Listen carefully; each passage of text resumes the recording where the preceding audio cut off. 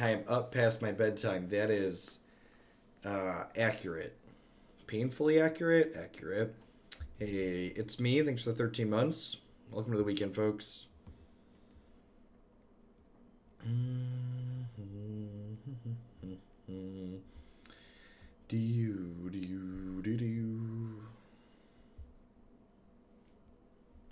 Hey, Mega Vega.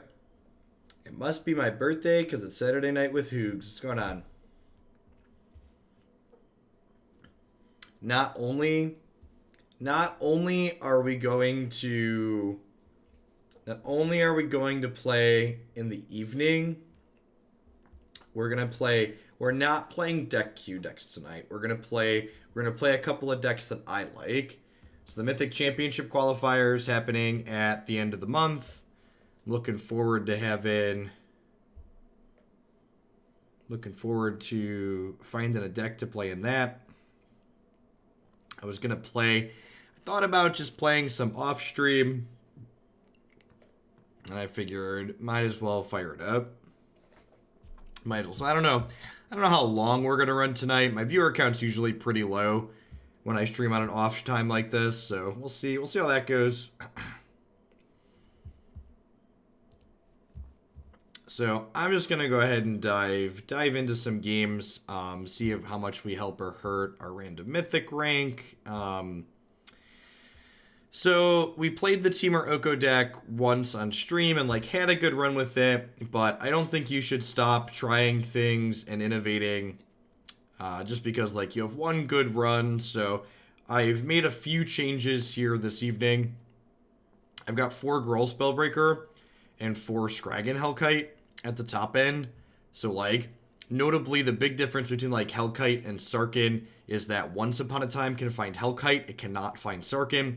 Gruul Spellbreaker gives us another aggressive threat, so we've got haste on 3, 4, 5 here basically, or 2, 3, 4 depending on how well you're running. So core of this very similar with a couple of small details pushed around from the last time we played. It's a little different than the list on my site, a little bit more beef for Once Upon a Time to hit most notably. So let's play some games and see how this goes.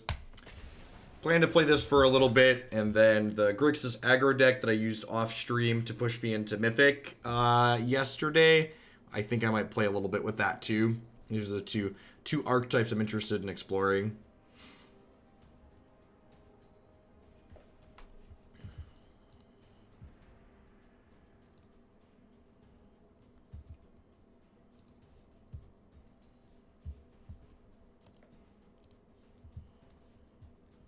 And thanks for the re-up, Big Mama. I did see your resub. Thanks for keeping me around. I keep running out of gas after getting opponents to around 4 life. I need help. Have you considered being luckier? Or if that's not an option, have you considered being less unlucky? Those are both strong lines in my experience. Man, we dropped to 75. We were 46 yesterday. We dropped so far. Chat. Yeah, I guess I keep this one. I think I'm gonna ditch the Spellbreaker here with Oko on 3 already. For really lucky, we'll draw an Arboreal Grazer or a Goose on 1 here. That could be either of those things.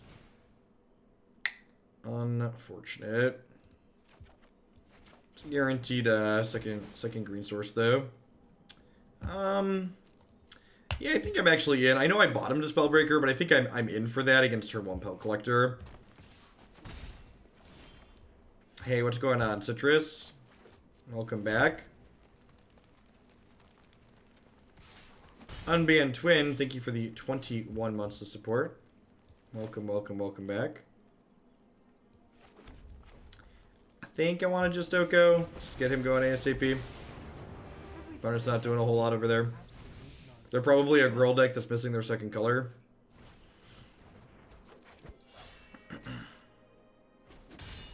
Thanks for the 21 months, Unbanned Twin. I appreciate that. Alright, and then this probably ends the game with 2 food in play. It could be mono green. There's been a Gruul aggro deck that's been going around that's playing like Pelt Collector or other aggressive cards. Either way, regardless of what they're playing, Lava Coil's probably great. Bonecrusher Giant's probably appropriate. It might be wrong to not have a 4th Wicked Wolf in the sideboard. That card's also very good in matchups like this. Probably just trim Hellkite.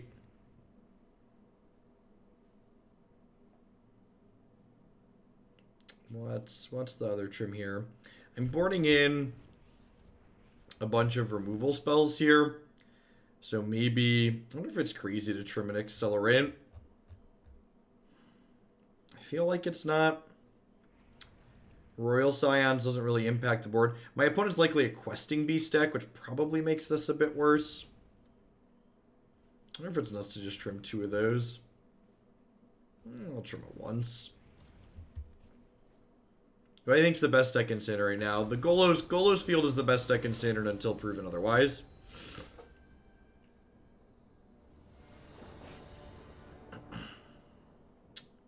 I'm going to keep this with a Once Upon a Time. Could easily be a Goose or a Red Source. Looks like our opponent is in fact playing Gruul. Once Upon a Time, there was, yeah, just Goose, right? Even if they kill this on their second turn, I get to, like, go land Once Upon a Time. And I can still cast Oko even without a red source here, so that seems reasonable. The hotel in Canada blocked Twitch Parm on their Wi-Fi. Alright, I've done this a couple days ago. Thanks for the 12 months of support, Hairball. Let's get you a sword to go with that shield. Alright, so... I think we just Oko, right? Even if they Questing Beast, like, Oko lives through a Questing Beast hit because he's great. Revel with your king, wild and sovereign, and welcome to the feast. This SCG matches today have been awful. Not looking forward to playing 4 rounds versus Golos on Friday. Yeah. So it's a game you're interested in. Okay. That's a tough break. So do I... What do I want to do here? I think it's just Royal Scions. My hand's like a little bit medium at the moment. I'd like to filter through it. Paradise Druid makes me think they're a little bit bigger girl deck, which maybe makes me regret ditching my makes me regret ditching my copies of Skarrgan Hellkite a little bit.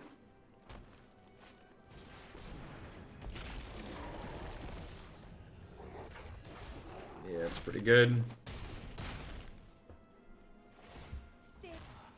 Retreat is a valid strategy.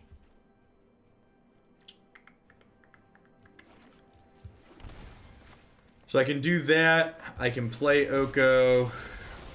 I can make a food. I can Lava Coil this beast. And then I can lose Oko to another Questing Beast next turn. But I don't think I play around that. The fact that they use Domri's Ambush on turn 3 or whatever to kill this means they probably don't have another. Yeah, probably dead here.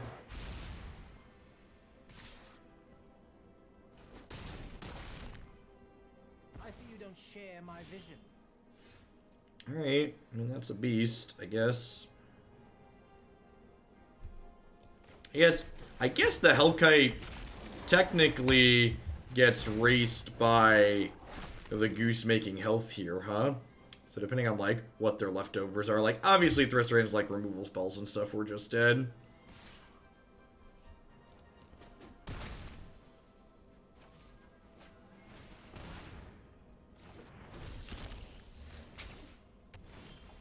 But if the rest of their hand is, like, you know, that, it's, like, not as big of a deal.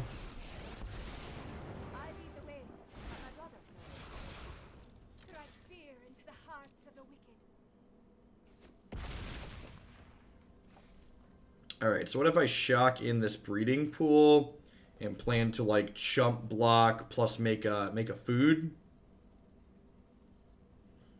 I guess that only gains me 1 extra life, so it's not really good. Hey, Dapper Dan Man, thanks for the 9 months.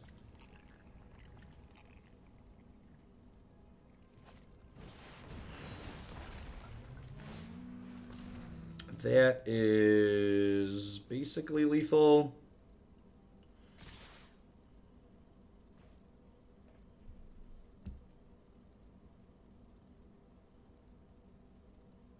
Yeah.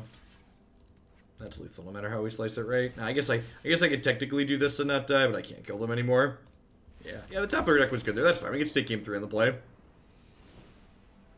Alright, so seeing the contents of their deck means I don't want these giants, and I want these Skarrgan Hellkites, I think. I might even not want the Royal Scions. Like, Scion's kind of medium in the face of Questing Beast, just, like, eats it. Oko at least, like, answers Questing Beast, which is fine. This trades for it, so that's nice.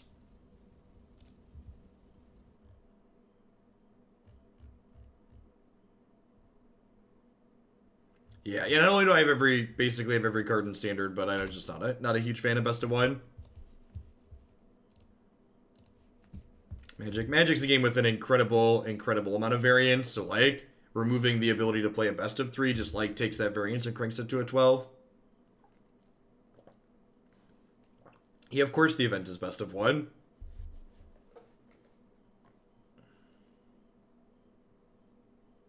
Maybe we don't play Spellbreaker since they have bigger green creatures. What bigger green creatures, Detroit Lion? They literally played 5/4s and 4/4s. So, like, that means my Spellbreakers are going to be 4/4s in this matchup and not 3/3s, but they didn't actually play things bigger than that. The best deck in the format is Golos Field until proven otherwise.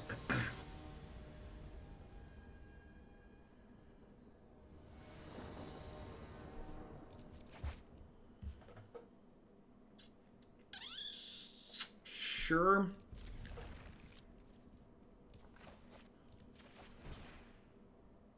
That's so unfortunate.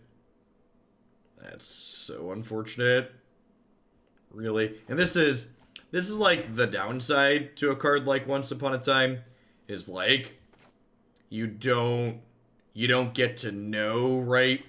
You're like, all right, this hand's like fine if this Once Upon a Time is like a threat and I've got like 4 Questing Beasts, 4 Hellkite, 4 Spellbreaker, and like Wicked Wolf that I can draw, and like, hey, that's a good pickup, right?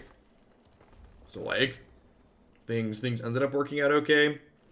Demon Poe, thanks for the brand new tier 1 sub, and D-Tree, thanks for the 5 months. I usually watch the Modern content on YouTube, but I figured I'd catch a live one and check out some Standard. Well, welcome to a live one. Yeah, a little bit of an off time for us. Well, let's make a food, I guess. Like, a little annoyed to, like, have that die, but at the same time, I've got, like, this Hellkite in my hand. And look at that. We bottomed 3 lands and an Oko with that, and, like, now we've got plenty. Yeah, correct. Yeah, right, like, tiers. Like, I don't have a bunch of bricks now.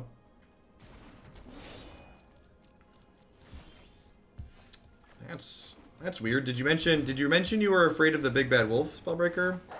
I feel like I heard that somewhere. Yeah, I think if these grow, I'm gonna put the 4th Wicked Wolf back in the 75. Not having that's a pretty big mistake. This card's like real good in these matchups. Remember when timeouts were compulsory instead of complimentary? Pepperidge Farm, remember? Thanks for the 7 months, Pepperidge Farm. I appreciate you keeping me around.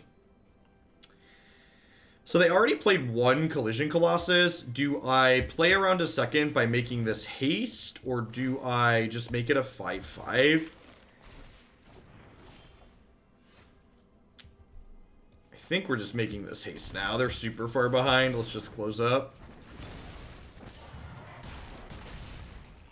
I think because they didn't commit to the board and I have a Lava Coil plus a Spellbreaker, we just try and kill them. Bye, Felicia.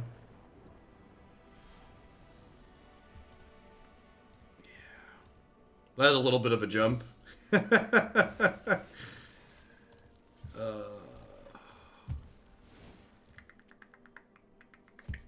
where's my last Wicked Wolf?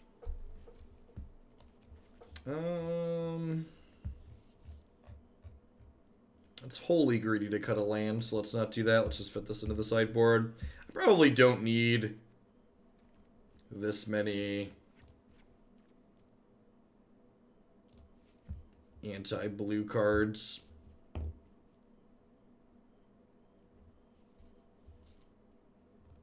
So, like, ideally in the Grolmir, if I look at this deck, I think the only thing I want to cut in the Grolmir is, like, the Royal Scions. So that probably means that I want 4 cards to bring in if I only have Royal Scions to cut. So just, like, bring in 3 Lava Coils and a Wicked Wolf. That's probably fine. Yeah, I'll just leave 1 Shifting in the sideboard. In the green-black aggro Knights list running around. Is that the one that Crokies has been playing? If so, I did look at that, but I've not played with or against it.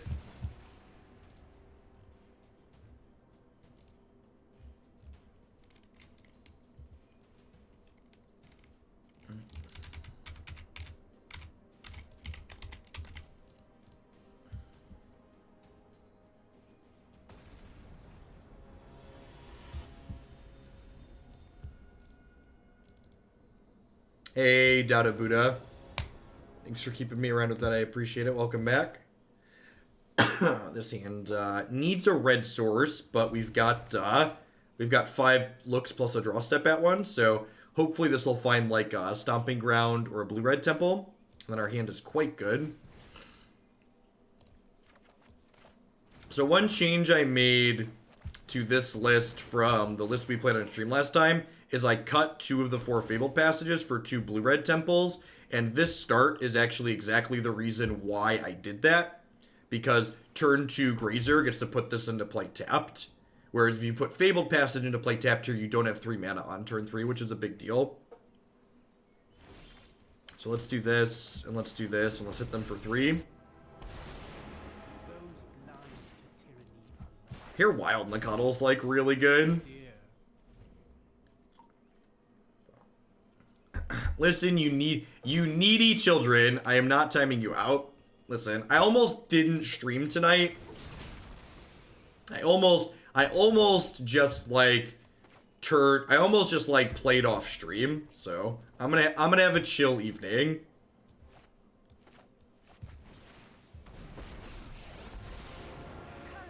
So behave.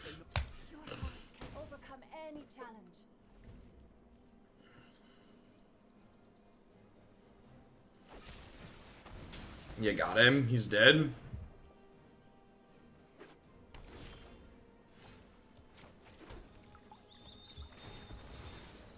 What if we just like try and kill them in 2, huh? Does that sound awesome?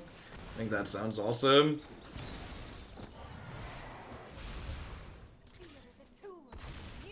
Hey, happy to be here, JMP. Crunch. Oh no, please don't destroy one of my things.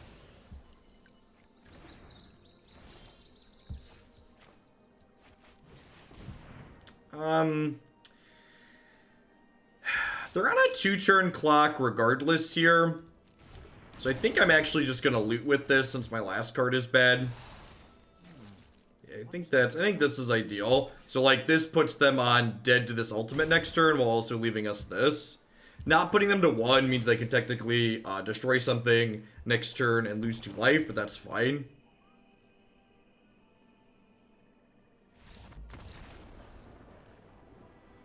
Nice Grixis deck.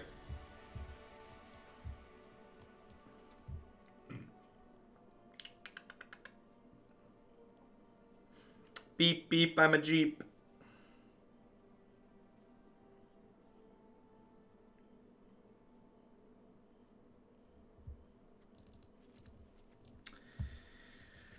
I feel like I want to do this, just like 3 Veils and a Wicked Wolf in and cut the Grazers. Because like I feel like I don't like have to go fast in this matchup. Like going fast is fine, but it's like not a requirement basically. Any thoughts on that? Like I don't really know what kind of Grixis deck they're playing.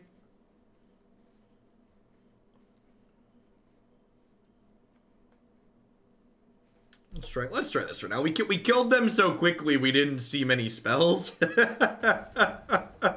just aggro deck problems.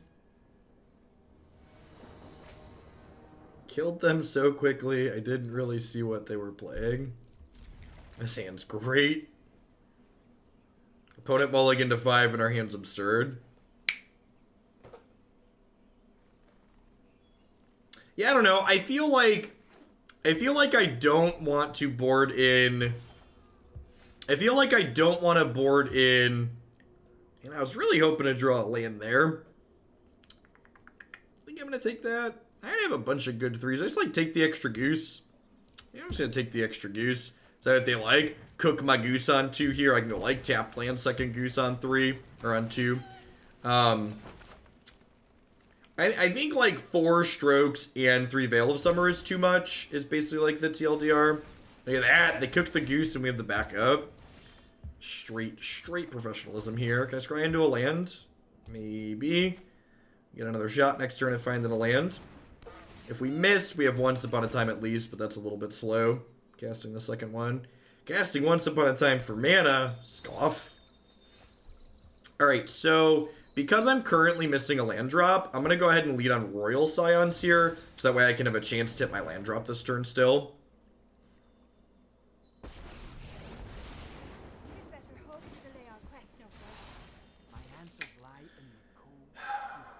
I'm going to bend the goose here.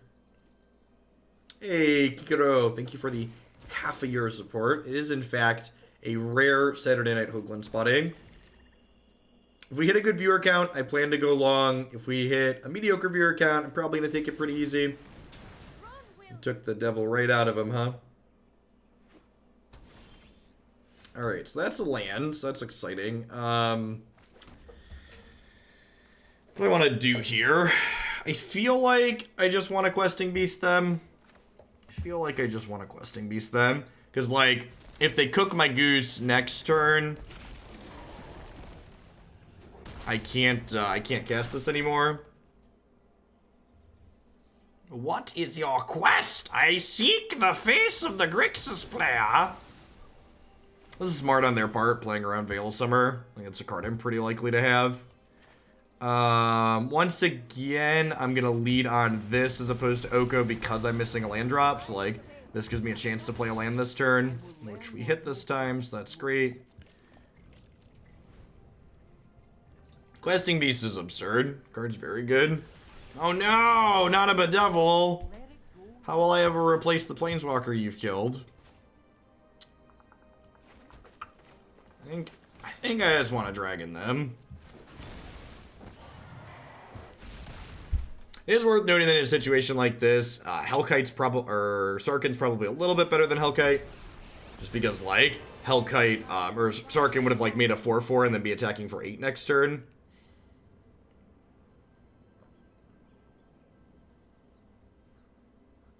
I think I'm cursed in MTGA. I cannot have any decks that limit or seal of powerful cards. I go 0 or 1 wins. Well, limited is a pretty high variance format, but if you're constantly getting 0 wins, it's probably not quite all variance. Alright, so we're going to have the Goose, Cook, Narset, and we'll hit their face for 4. This was overwhelming.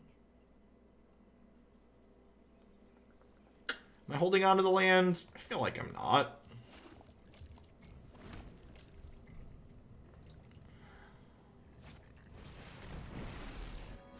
So, like, they have to kill the Hellkite or they're dead. That's great. So, Hellkite and Questing Beast are lethal draws. You got him. Suffer for your cause.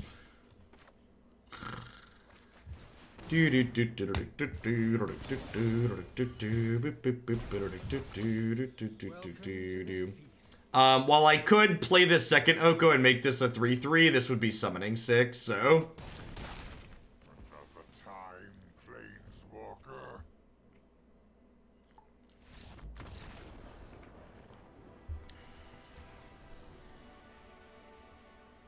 I think people are sleeping on playing turn 2 Planeswalkers, chat.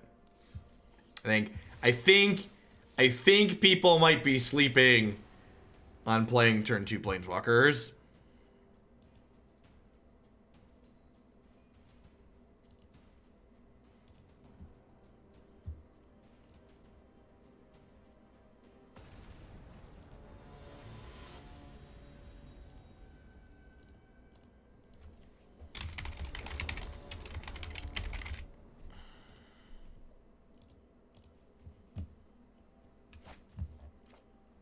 Standard is too new. I don't know what cards are good, but throw this towards some kind of dealer's choice big smash deck. Does this count? I feel like this should count.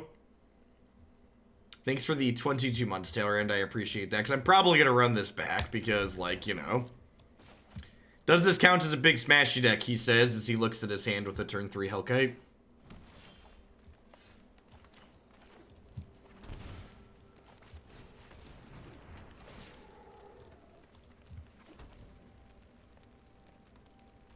Yeah, you're not wrong. 600, almost 600 viewers in the first half hour is good too. Like even during a normal time frame, like it takes a little bit to build up the viewer count.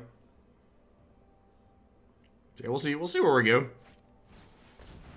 God, super rewarded for not playing Goose on 1, huh?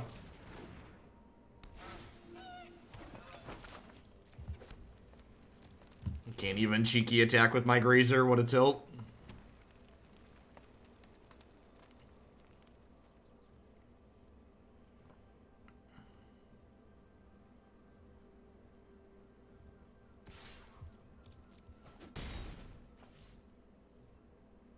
Scale of 1 to dead. Where's this Goose at?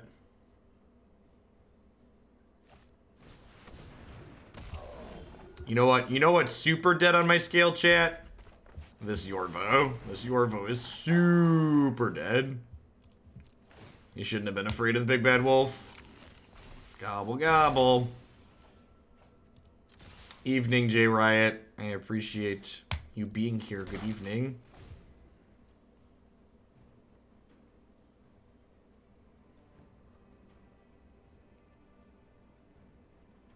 Halftime at Oregon's Cal game. Enjoy your sporting event.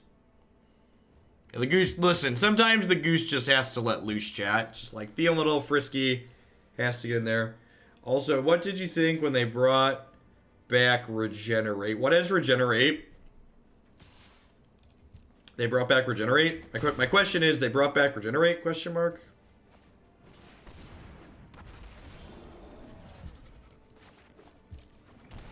I want a 5/5 here.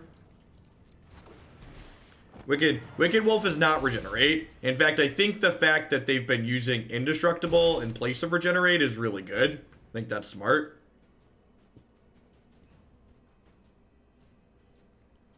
Regenerate is incredibly unintuitive.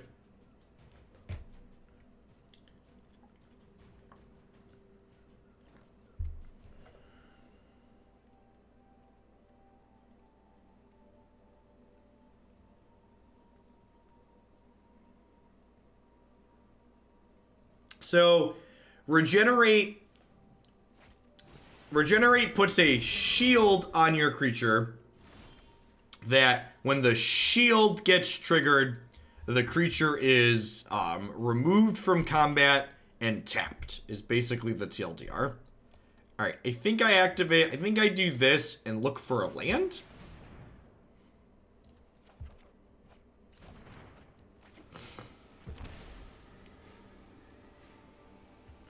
And I think I just pass here.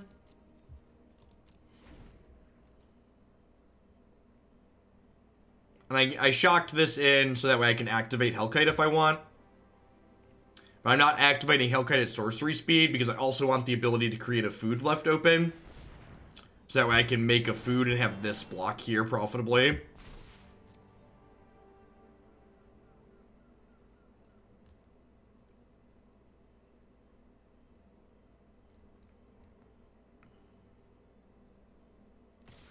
Oh no! Oh no, chat! Take a picture. It's moments before the accident happens.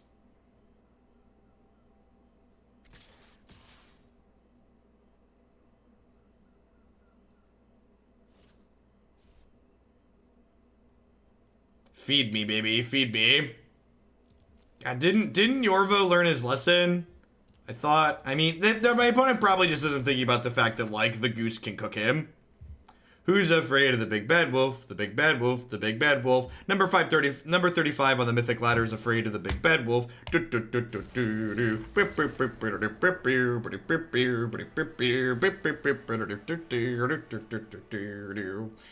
Alright, so mono green. I'm pretty sure against questing beast decks, I just want to be Royal Scions out, Lava Coil, Wicked Wolf in.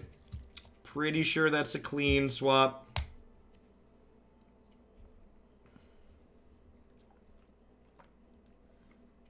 Yeah, that was, and to be fair, they were probably very focused on the fact that I could activate my Hellkite because I shocked in my 4th land and just, like, didn't consider the fact that, like, that interaction was a possibility, right? So, definitely, most of us have made that mistake before, myself included, where, like, you're so focused on one aspect of the board that you, like, overlook another one and play into it. Doesn't matter if you're at F&M, a Grand Prix, a Pro Tour, or playing on the Mythic ladder. Like, that stuff happens. I think this archetype's great. Like, a bunch of people have told me that they've won a bunch of matches with the other variation that I posted. I think there's a chance that Skarrgan Hellkite's probably better than Sarkhan, in large part due to the fact that you can find it with Once Upon a Time. Spellbreaker's probably good too. No, I'm not playing any donation decks tonight. This is like extra bonus stream. So I'm doing what I want. This deck and the Grixis aggro deck that we might play after this are both decks that I'm working on for the Mythic Championship qualifier later this month. How can we fit more Mythics into this deck? What are the playable Mythics?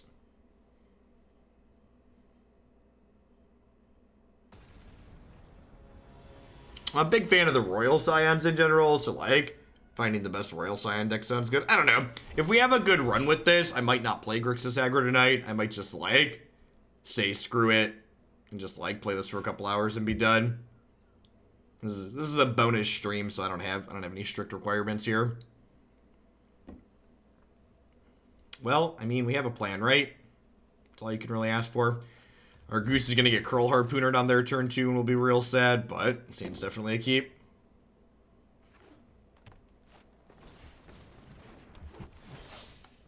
Well, I mean, you know.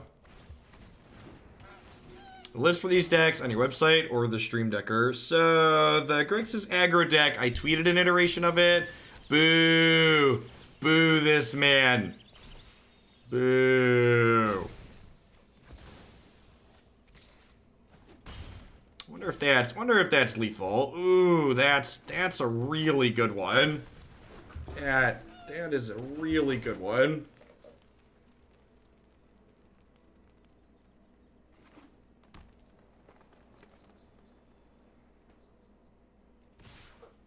They're not playing a creature this turn, or they're not playing a creature with more than 2 power. Is that what attacks being there? What are we doing? Yeah, wow, okay. Deal. Oh god, why is Wicked Wolf so good, chat? Why is Wicked Wolf so good? Fire Emblem, thanks for the 3/4 of a year support. I appreciate that. Welcome back. Yeah, I mean, like, this game feels like out of reach for them at this point, right? Like, I have this in play and I have a food. And, like, I have another one and I have an Oko.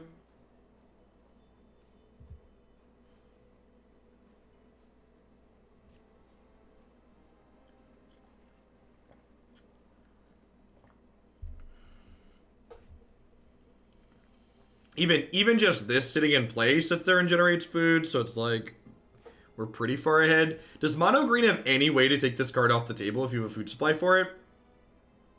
They just have to, like, kill you through it, right? Am I surprised Oko's being played in Legacy? No, not really.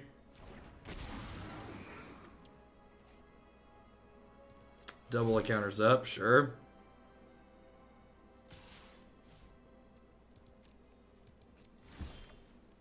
So this should be second red.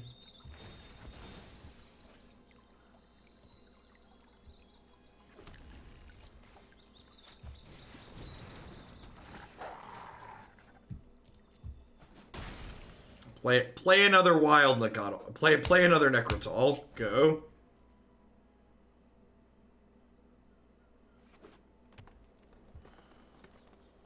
Alright, you can guess a 6-drop. You have an Ancient Tomb.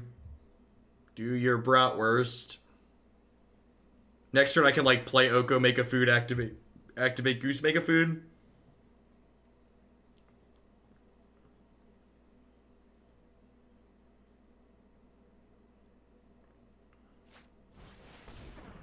Sure. I've survived an apocalypse. Yeah, I had Domri in previous builds of this deck. Sure. So if they attack with this, it ends super poorly for them. Yeah, so the way this works is I double block whichever one they order first. I make a 4/4 with Indestructible. And then they lose their thing and I lose nothing, because that's how Magic works. And my opponent apparently doesn't know that. They made a bad attack last game, and I think, and this is just, you know, hashtag release ready. I think the one on the left is ordered blocking first, but I don't actually know that. I don't actually know for certain, because, oh, and look, and now it's like shuffling them. So like, which one's blocking first? Like, what is that? What is that random truffle shuffle there? Like, if this wolf dies, I'm gonna be very upset. All right, good, excellent. I always love when there's a solid punish for like you don't know how the rules of this game works. I'm certain you're quite charmed to meet me. One bite, and all your cares are gone. There. Yeah, let's just kill Vivian.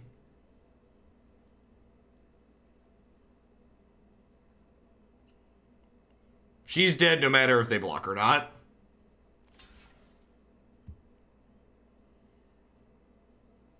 So if they block here, I'm going to make a food, and then I'll make this a 4/4 and this a 5/5, and their board will die.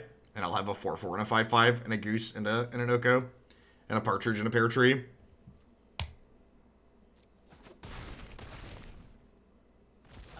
And there were some biddies there. Thanks for the biddies, oi punk.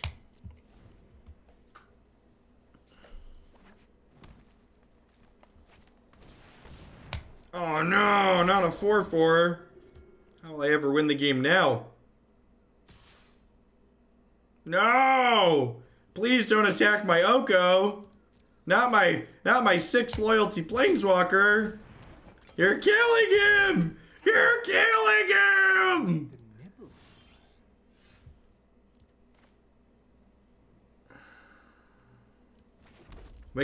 Wicked Wolf is my pick for most underrated card from spoiler season. Did not think this card was going to be good. It's very good.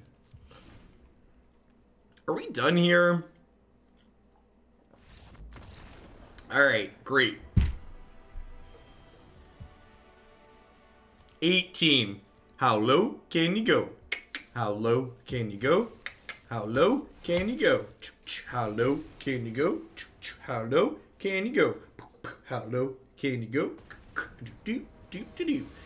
Now I'm pretty sure, like, if we manage to hit single digits, it becomes like multiple match wins between it. Like, we're running good, right? Like, our opponents are making some mistakes.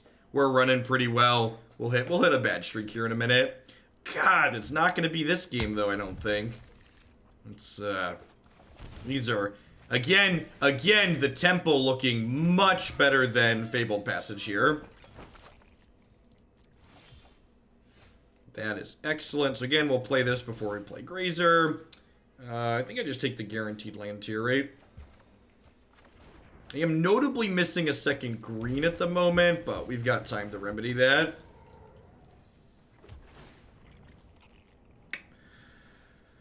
I don't think I want that. Like, I've got 4 mana, and I think I'm just, like, into the bombs territory at this point. Hey, Ziggs, thanks for the 5 months of support there. I appreciate that. Welcome back. Thanks for keeping me around. Hope you're having a good one wherever you are. That's an interesting one. Did I play in the event today? What event? I will invert the world to watch kings grovel.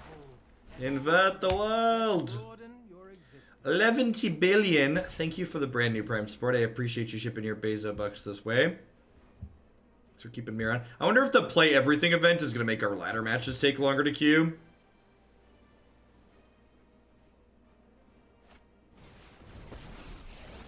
No, Fabled Passage is great. It's just like not great in aggro decks is the TLDR. So my hand's like pretty good, right?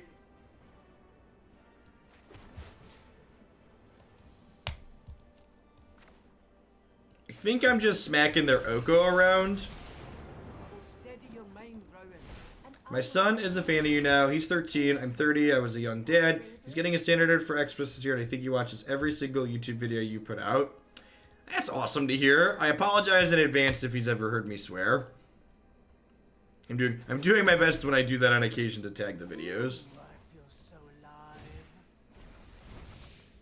That's great to hear, though. I'm looking forward to sharing magic with my kids. I'm getting to that point.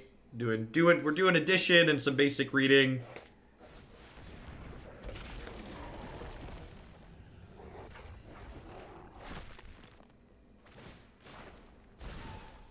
Oh dear. This lets them kill my Oko, huh? It's unfortunate.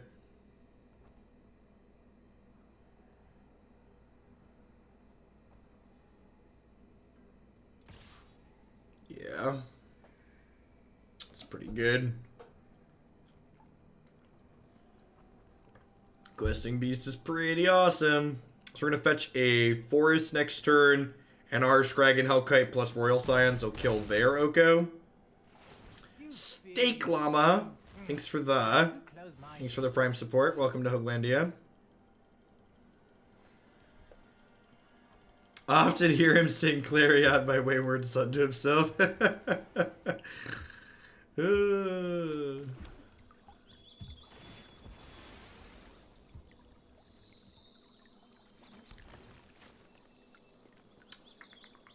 So I'm definitely doing this, and we're hasting it, and we're giving it trample, and we're killing this. So Okos are down, but I'm behind on board is what it comes down to. Wallow in your deceit.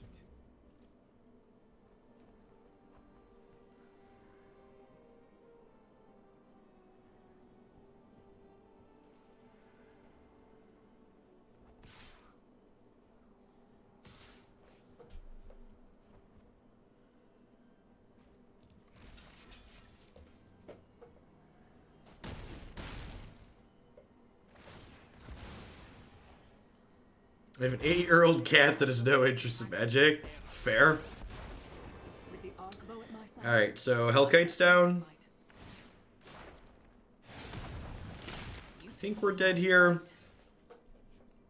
Feels dead, man. I guess, no, I was gonna say, this could hit Questing Beast, then we could kill them because we have this, but this actually can't hit Questing Beast and cast it because I'm missing my third green source here. That's awkward. Alright, I guess I start here then. Alright, I mean, that lets me hit Questing Beast. Wicked Wolf, okay. Alright, cook it with gas. If their leftovers are bad here, we might have a shot. If their other cards, like, they have, like, second QB, we're probably dead.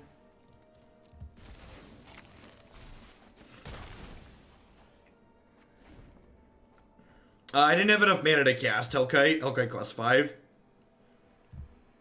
I guess they can just put counters on this and kill the Royal Scions that way. Yeah, the Scions are dead regardless.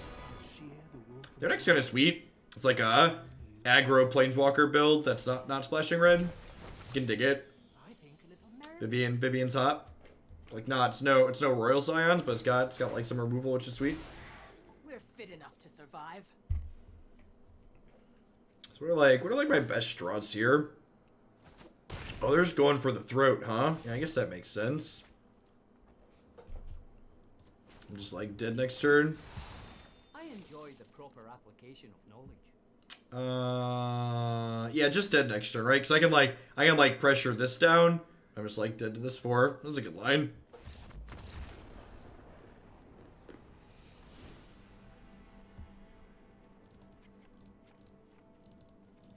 I think I'm again just boarding like this. If you like, this is like the Questing Beast plan. The opposing Questing Beast plan. So like cut the Royal Scions. We leave Oko in even though it gets hit by Questing Beast because Oko can basically kill Questing Beast.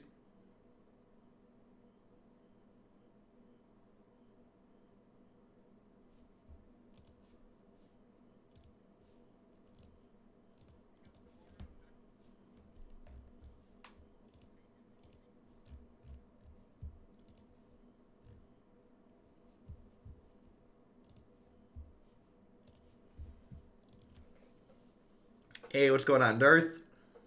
Saturday. Yeah, it's kind of chill Saturday night. I'm just hanging out, playing some decks that I want to play. Got a standard tournament in 3 weeks, which, like, testing for, like, a standard tournament too far out is, like, especially in a new format, like, there's going to be a Mythic Championship the week before that'll shape the format of that. So, like, not testing anything too seriously, but I, like, felt like playing this. This deck feels good. I might not play Grixis aggro.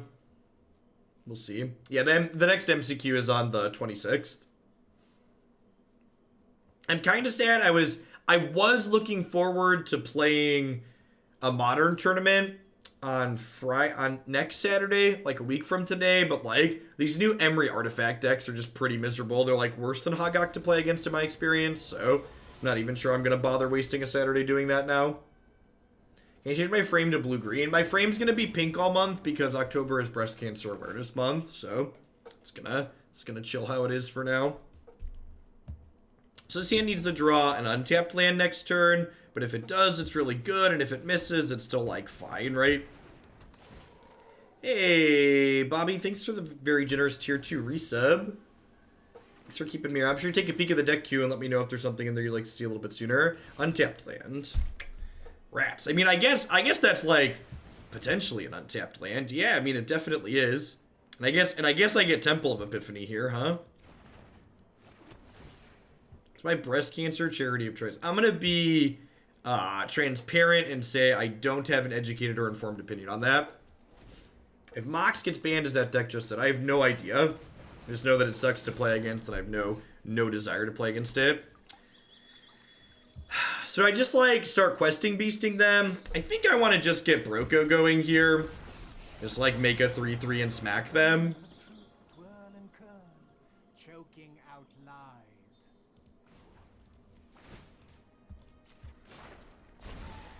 Your new look is enchanting. Yeah, every time Modern gets marginally better, they go and print a really messed up card. It just makes it real bad. Yeah, being honest when I don't know something, it's very strange. Very strange in this year. The year in which we are living. Yeah, MTG bot data is back and well, which is exciting.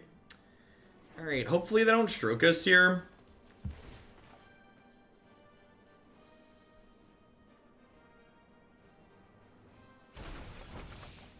Surely you must be famished. Aether Gust. Yeah, I think I'm happy to top that.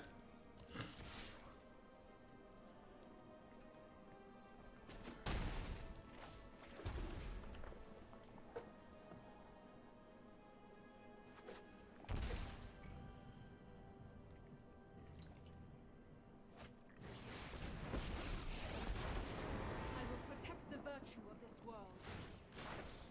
The land fights for us.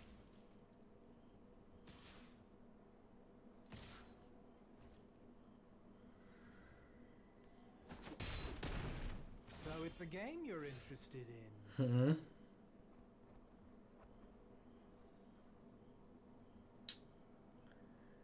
So if I plus this here and I play Questing Beast, assuming they don't have another 2-mana piece of interaction here, we get to kill Nissa. But they could have another Aether Gust. So we send these here and this at their face, so even if they block one of these, the Questing Beast kills her.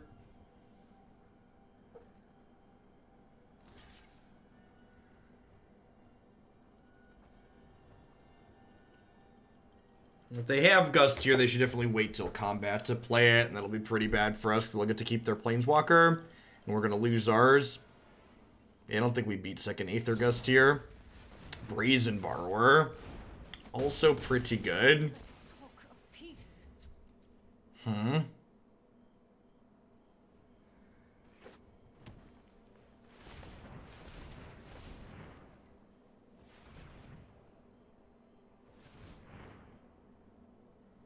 If you make a Nissa land a 3/3, you'd probably be stupid most of the time. Is it still a land with Oko?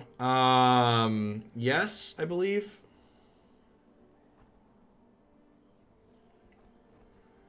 I don't actually know.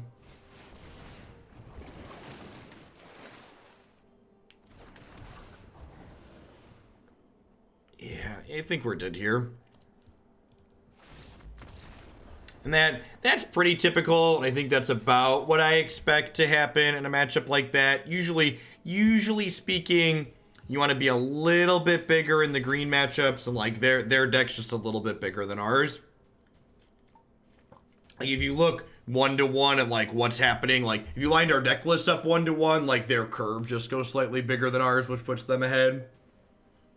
Which I think if that position ends up being this deck's like bad matchup in the format, I think that's like a pretty okay spot to be. If you're like fine against aggro and like good against the ramp decks, and like good against the field of the dead ramp decks, like bad against the Nissa ramp decks. Morning, Marty.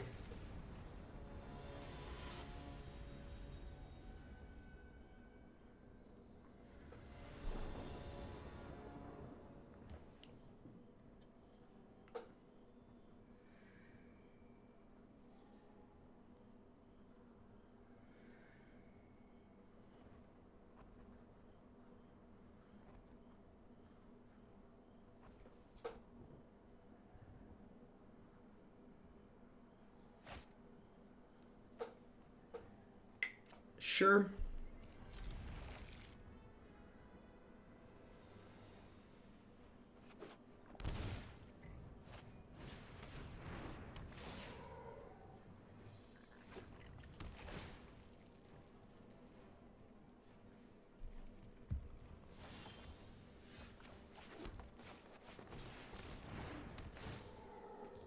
Like a somewhat aggressive hand here. You're like Spellbreaker into Wicked Wolf.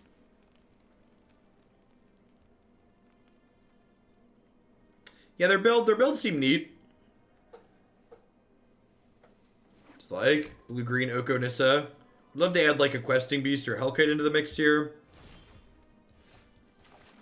As far as this draw is concerned on our side.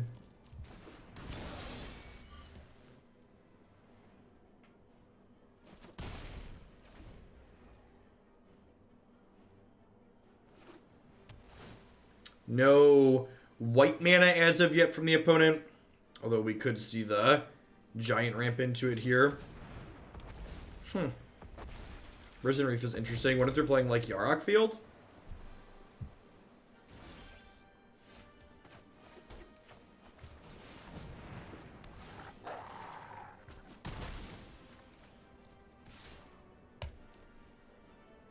Yeah, my sequencing here is kind of medium. I don't think it really matters.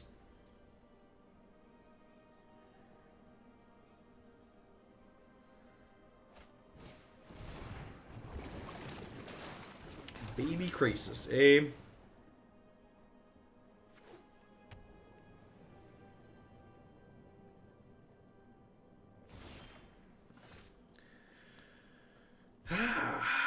Yes. What is your quest?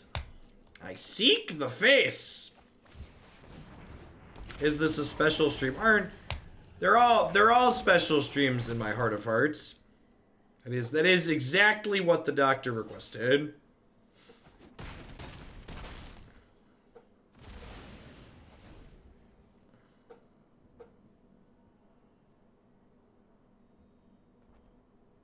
Is it worth us to play Goose instead of Grazer? Look at the deck list. My answer to you is take 30 flipping seconds before you comment. In the time it took you to write that comment, you could have looked at the deck list and discovered that the answer to your question is play both. Alright, you can block 1 damage. Deal. The Esper Reanimator deck is sweet.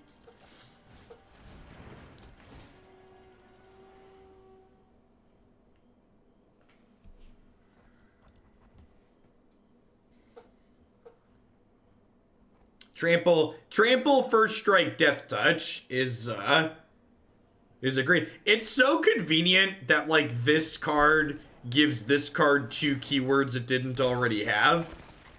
Just like what are 2 keywords Questing Beast was missing? All right, give it those ones. And like they have to chump block with Golos here or they're dead, which is just A+. Thoughts on Golos Field? Golos Field is the best deck in Standard until proven otherwise. That's not the only keywords it didn't have, but it's pretty close. It's pretty close, all things considered. Holding this land in my hand, so that way if they manage to clear the board, I get to have a bad card to loot away.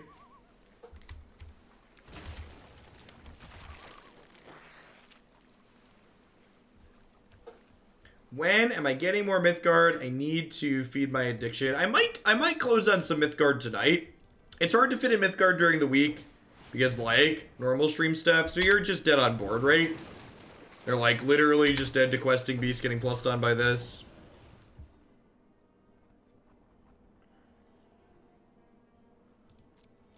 Kill you with the thing that's been killing you for the last few turns. Good. Glad we had this conversation. Bravery galvanizes any plan. I agree. Galvanize me, daddy.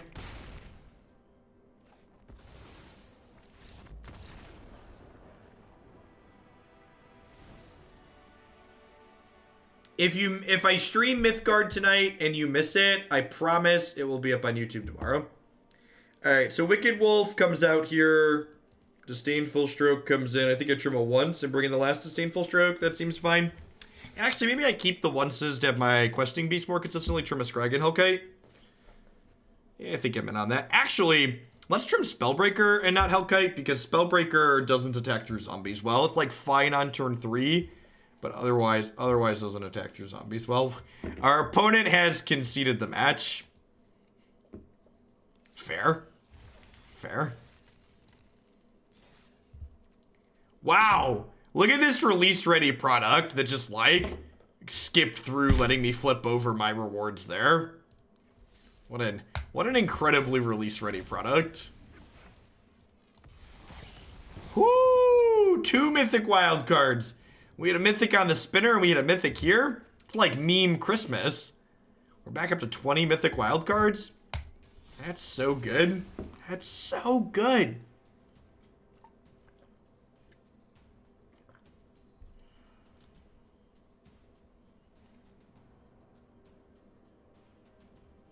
With trimming, that's an interesting thought, Kikoro. I didn't think about the fact that they showed Risen Reef. That's probably a good suggestion. Death Touch, First Strike, Trample. It's important.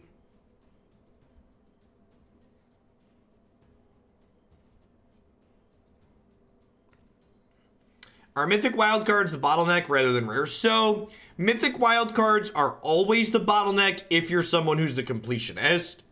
So, rare wildcards are only the bottleneck when you're like peasant scum who's like struggling to assemble mana bases. But like, once you have mana bases together, you're short on mythics.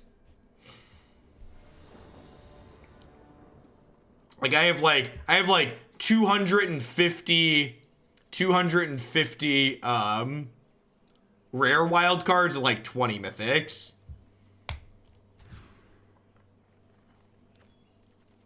Yikes. Do we keep this hand in YOLO? We're on the draw. How lucky are we? This deck's like kind of a ramp deck, so I feel like I should just like YOLO it.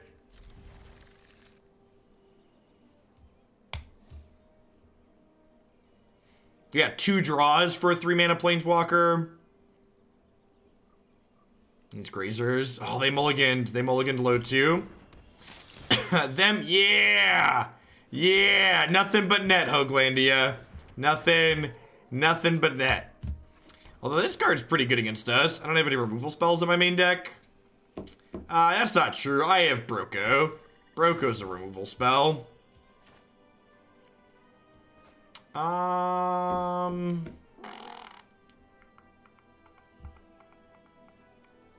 What do we think about attacking for 3? I think I like attacking for 3.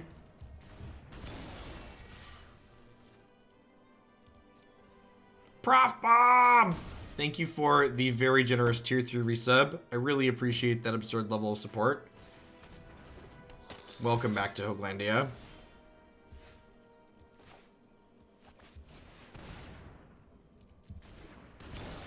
See, sometimes you just gotta let Jesus take the wheel, chat, and just be like, this hand is fine. It's gonna get there. I believe. Marshall, man, thank you for the 4 months of support.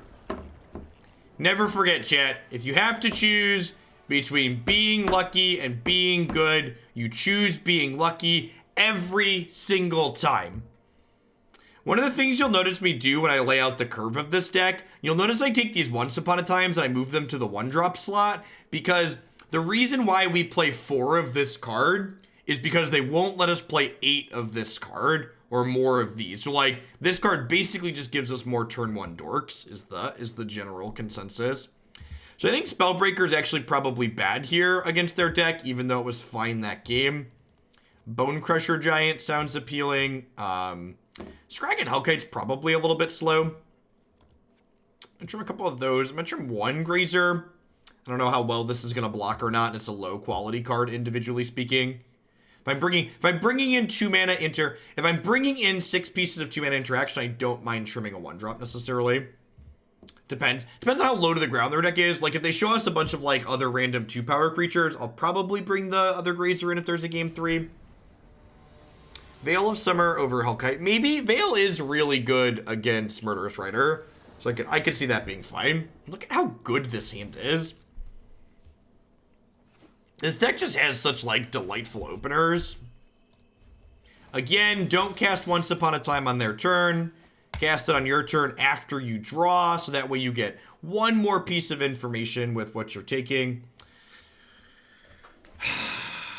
So like, it's like pretty greedy to take the Wicked Wolf here, but like at the same time, I'm bottoming 3 non-lands, so like our chance of hitting the land is like pretty good here. And like, we're running like pretty close to like sun temperature so far tonight, so let's see how far we can push it, shall we? Look at that. Nothing but net, chat. Nothing but net. Let's just Bonecrusher this now, I think. Just get in there and let them know. Let them know what's up. Approximately sun temperature. Listen, I am nothing if not truthful.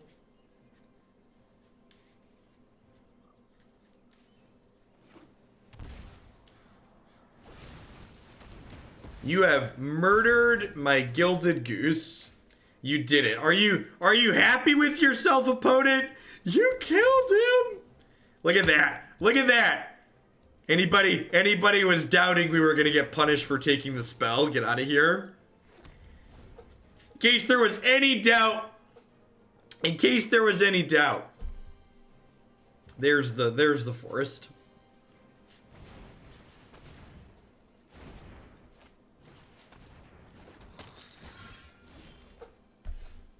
Just cashing in all our cumulative variants this evening.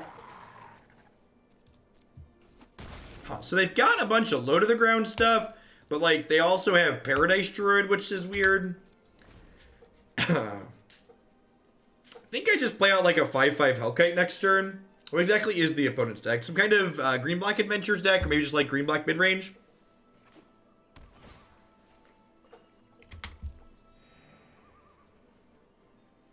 We are already mythic. We hit mythic playing memes in like 4 days. That's not completely true. I played the last 2 matches off stream because I had a sweet deck I wanted to try.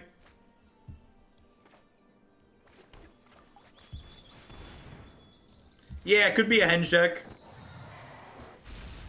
I'm not gonna attack with this here because, like, if they kill this, I really don't want to get hit on the backswing. Could have another Murderous Rider here.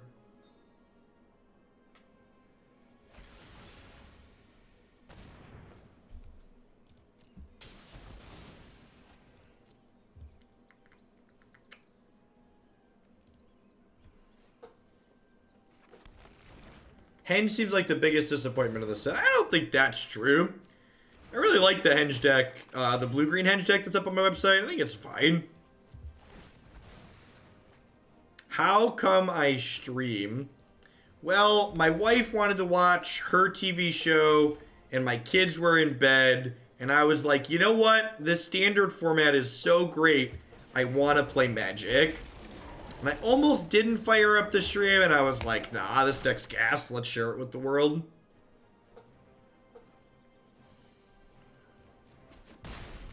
Seek the face. I'm going to hold on to this Fabled Passage in my hand, not just for the bluff value, but because if we draw Royal Scions could turn this non-card into a real card, potentially.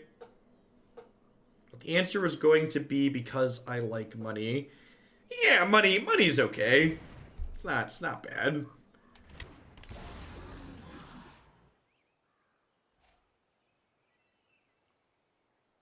This is a bold strategy, Cotton. Let's see if it pays off for him. Doesn't look like it paid off.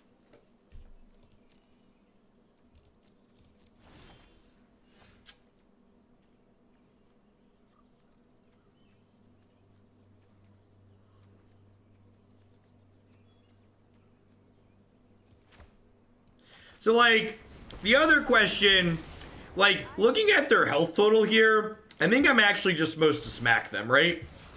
I think the correct answer is actually just this. Just, like, first strike this and, like, face you. Because they have to block. If they don't block, I eat a food and they die.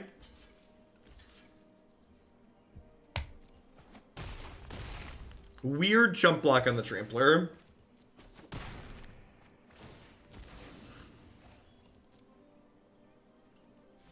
I really love this card in these aggressive shells. It's just very good. Yeah, you got it.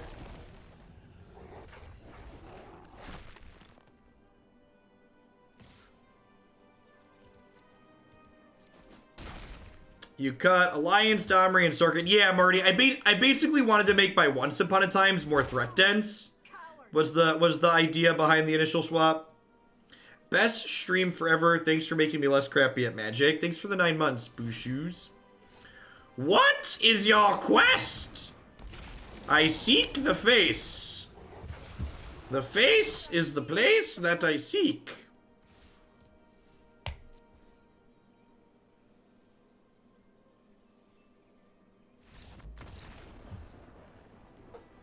I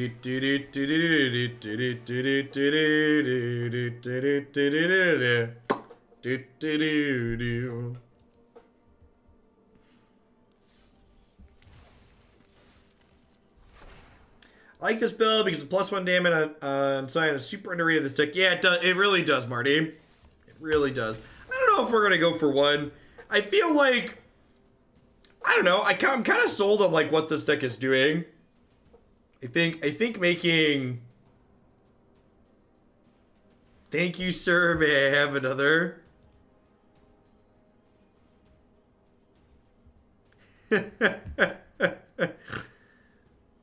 We are currently the real question is if I hit like number like 5 tonight, can I just not play the ladder for the entire month? Because this month qualifies for a different MCQ than last month did.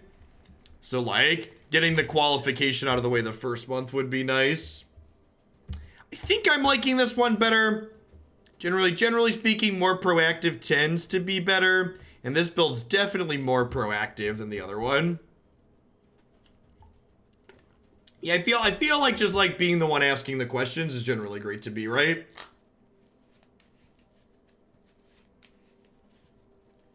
The limit at the top of our deck is rapidly approaching sun temperature.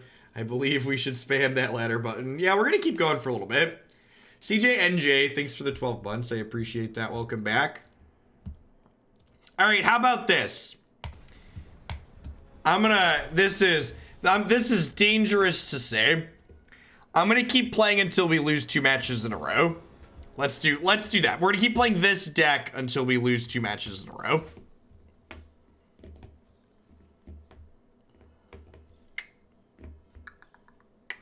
I think I can keep this on the play.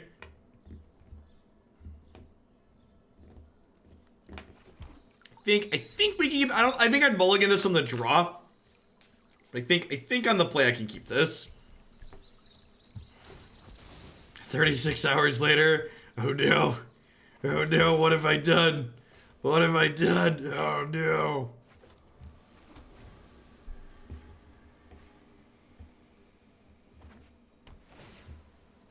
Alright, if we draw running untapped lands, we should be able to kill them very quickly. We can probably even miss for a turn with double Spellbreaker to start. Without them having ramp. Yeah, that's great.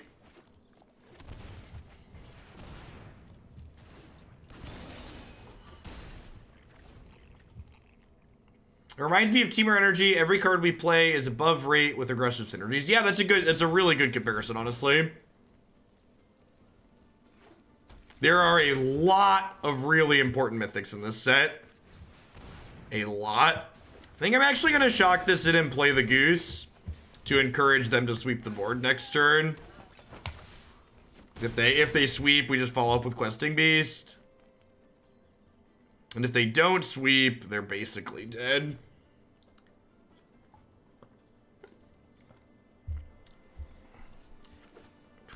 That's a tapped land. Sure. So they're going to get 2/2/2s here. I'm going to play Skarrgan Hellkite and smack them for a bunch. Willie! Thanks for the 2 months of support. What deck do I plan to play? I don't plan to play the Win All the Cards event. My time is incredibly valuable, and I don't really stand to gain much expected value from doing that. Are they dead? They're pretty close to it, right? If they, like, sweep the board and don't gain life, they die to Questing Beast next turn. Alright. Oh, those are good blocks. So they blocked in a way that they're not dead to Questing Beast. Das Biff! Thanks for the half a year. I appreciate that. Welcome. Thanks for keeping me around. I mean, to be fair, like, I'm playing 8 1-mana Accelerants plus Once Upon a Time to find them, right? It's like I'm not just like a low to the ground aggro deck, right? Go to the late night stream. I felt like playing Magic the Gathering because I'm an addict.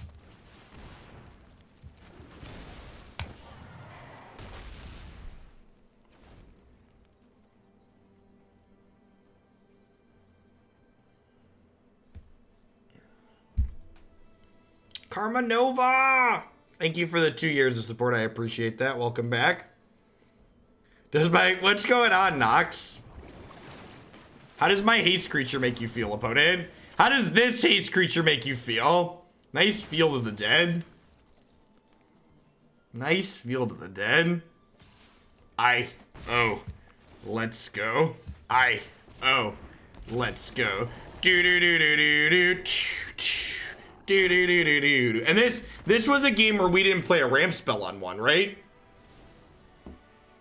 We didn't play a ramp spell on one that game, which is like pretty excellent. So I think the plan is, I think this is my board plan here. It's like 3 Wolf and a Spellbreaker out, 4 Disdainful Stroke in. I really like this deck too, Nox. It feels really good. This is my number 1 for playing the MCQ later this month.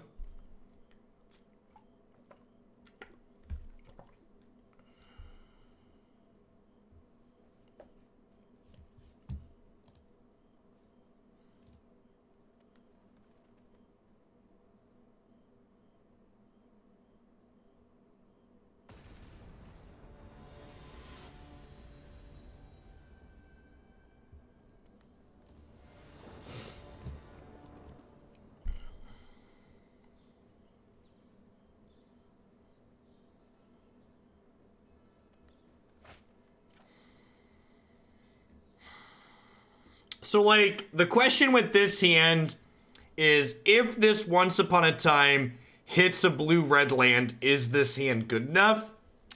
I think the answer to that question is probably yes.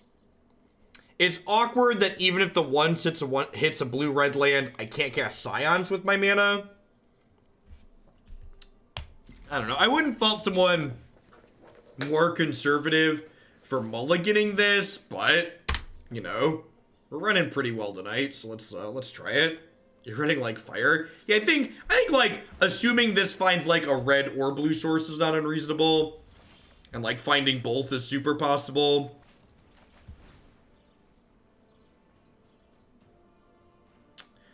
I'm not gonna be greedy and take the second Spellbreaker. I'm gonna take the Temple.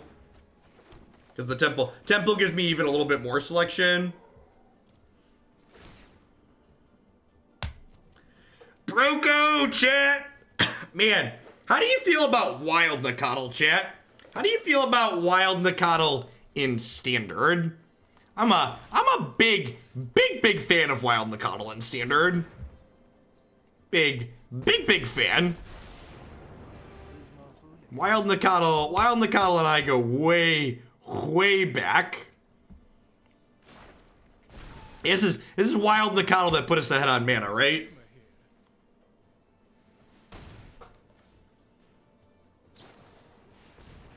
I'd pay twice the price for MTGA cards. They would treat it like a digital TCU. God, right, Nox?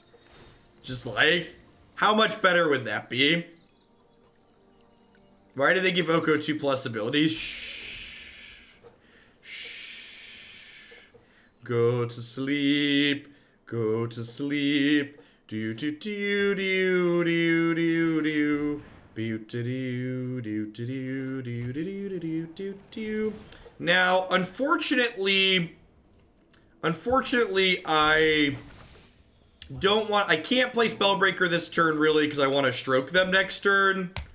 But then, like, I get to, like, play a Hellkite and make another 3/3, so, you know, that works out. Oh, really? Interesting. So what do we got, then? Nothing?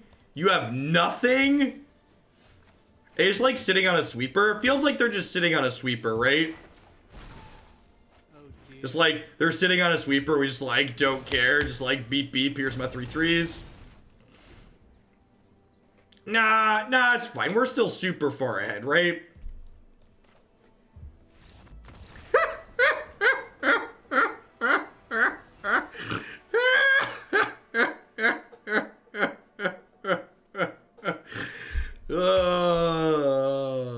Alright, this deck's great.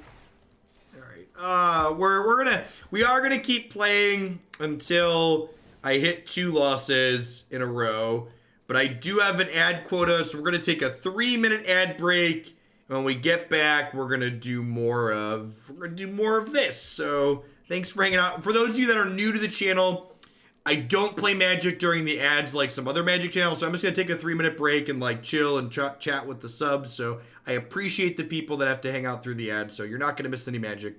Thanks for hanging out here on Saturday night.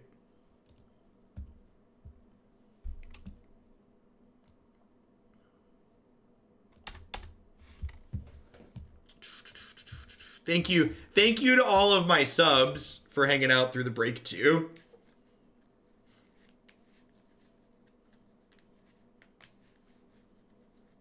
I'm not a big moviegoer. Not a big moviegoer. Drink some applesauce out of the jar. What did we eat? Oh, I had left. I ate very recently. Making a great radio host. Well, thank you. Yeah, subs don't see ads on this channel. Y'all already pay my mortgage, so you don't need to see advertisements. Is the ad quota a new thing? Yeah, the ad quota. So I picked up an affiliation with Fade 2 Karma, who are an esports organizations, and a lot of the esports organizations have an ad quota.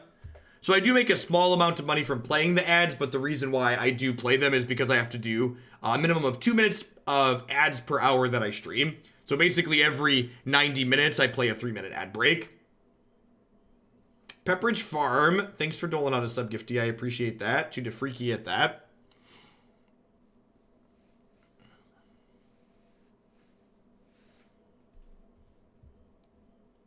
Yeah, I'd like, normally I wouldn't run ads, but like, honestly, from a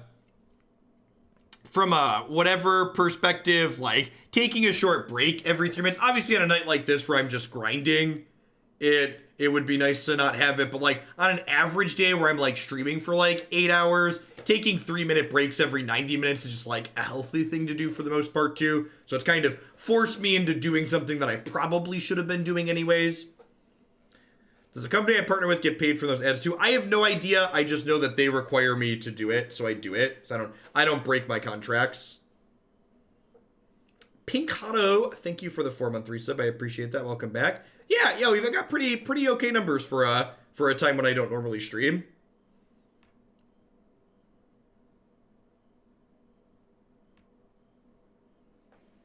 Why are you all the way up to rank 14? I thought you don't normally play on that. So it's super early in the season, Pie Guy. So a big part of why my ladder rank is so high is because there just aren't that many people in Mythic. So if we're currently on a good streak tonight. If we like hit a good streak tonight and like get up into the single digits, we can probably sit on my ladder rank for the entire month. But like, if I stopped playing now at 14, there's a good chance that like, I could get pushed out of the top 1,000 even if I didn't play for the rest of the month. Thanks for half the gumball.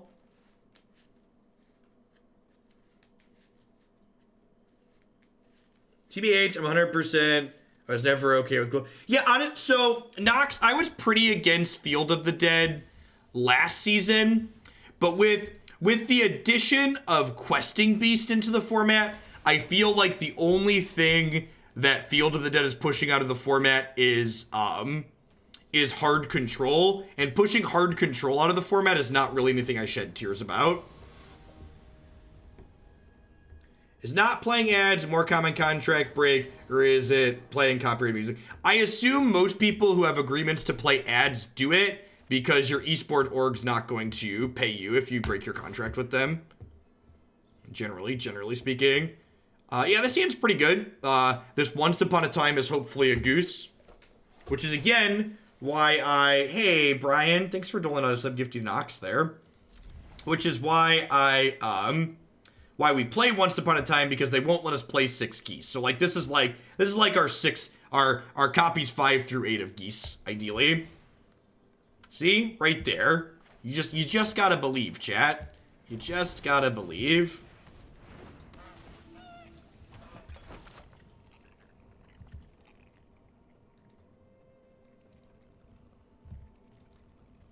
Magical Cow. Thanks for the half a year support. I appreciate that.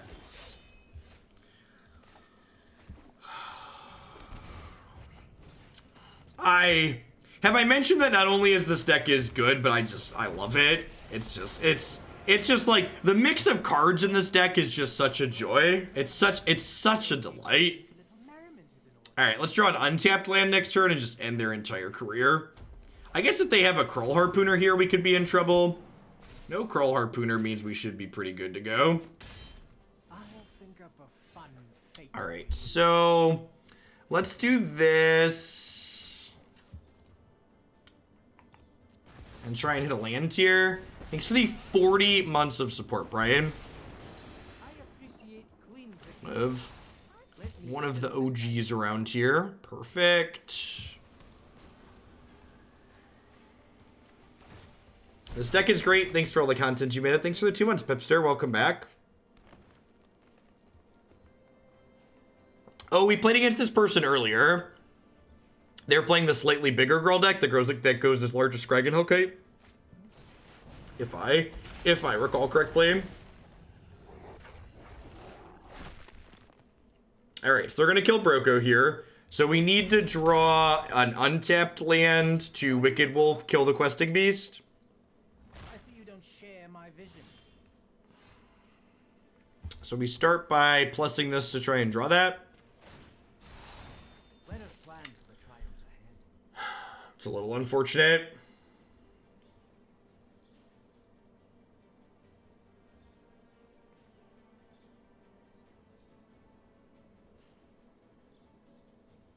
Because I look like a skeleton. I take that as a compliment. She likes my singing. It's definitely a compliment. It's because my singing is great.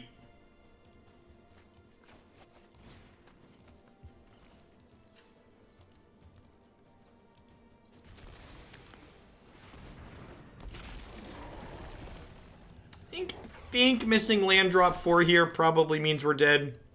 If they have any sort of reasonable follow-up here, we're probably dead.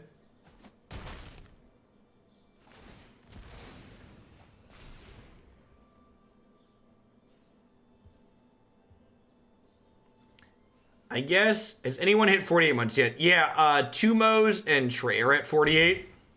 This is a dragon. Nissa. Yeah. That's good enough for me.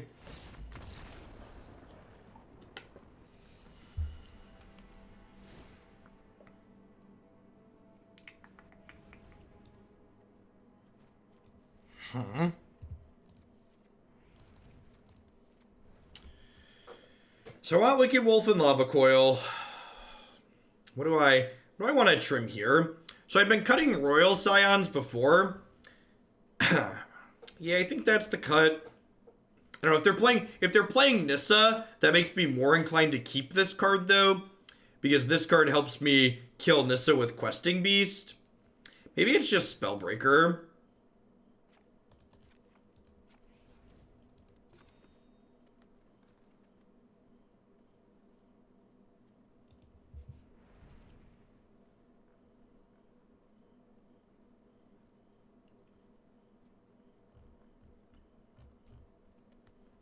Is Stream Decker down? On mobile, I think Stream Decker is messed up at the moment. But if you click the link and open it in your browser, maybe it works. It's giving me a spinning screen at the moment. Maybe it is having issues. I think where the control is stroke not good enough. I don't know how much top end they're playing is the problem. So like, if you told me they had like a bunch of 5s, at 4 and 5s, I'd board in stroke in a heartbeat, but the answer is I don't know.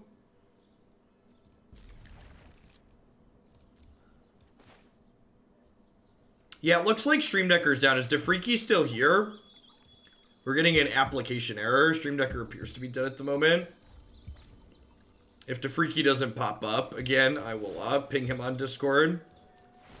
This deck on your website for me to look at. There's a variation of it on my website, but I think I like this updated build better.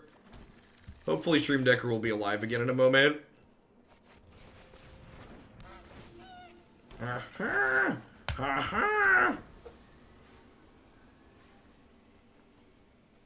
Honk honk. Sorceress Spyglass. It's a hot one. Seems good against Oko, so I assume I guess they could name Wicked Wolf with this too.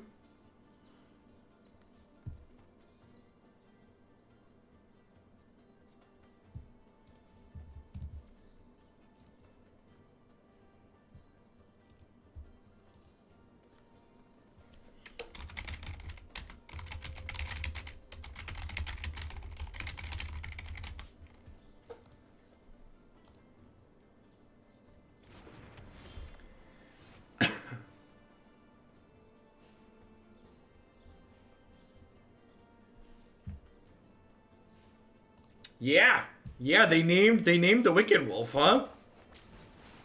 Yeah, they named the wolf. My sister, I do not fear the unknown. I don't think that's unreasonable, honestly. Do we loot away the wolf? I mean, it's still a 3/3 that fights something, right? So, like, I don't think the answer is that. I mean, like, if we get better cards, maybe.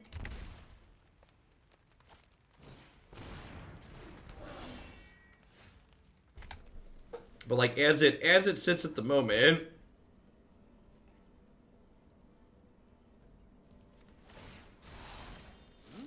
A quest of mystery. a quest of mystery.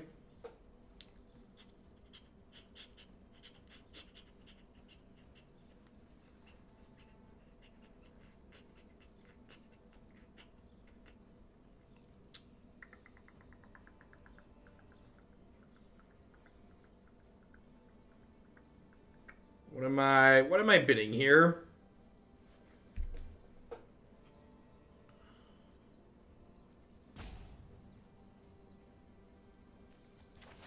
I think it's that.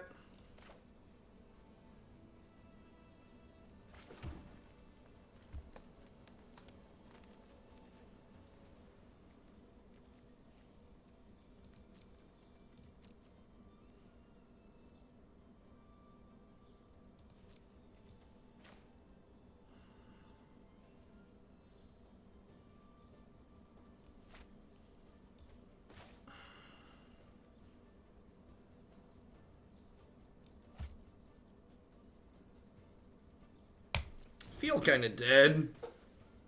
They have like a questing beast here. We're probably dead. That's pretty good for us, I feel like. Maybe I'm supposed to cast this here, like, in the event I draw an Oko. Although, now the fact that I held this is really good. Because they just played this out, so I get to eat that. Weird that they would play this out knowing I have Wicked Wolf. Maybe they think this prevents the fight. I love a good fight. My plan is crystallizing.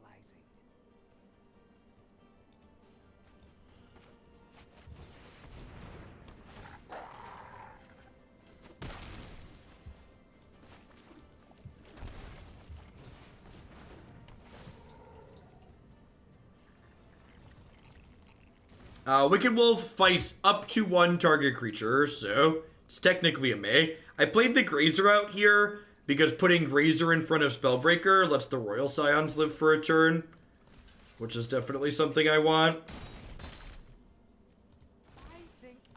We have been to a lot of lands, you're not wrong. So when we draw Broko here, we get to turn back on Wicked Wolf, which is exciting. I will learn what nobody yet knows. Rewarded for keeping the mountain. Who's more foolish? The fool. I invite you to change your ways. I invite you to change your ways. Go.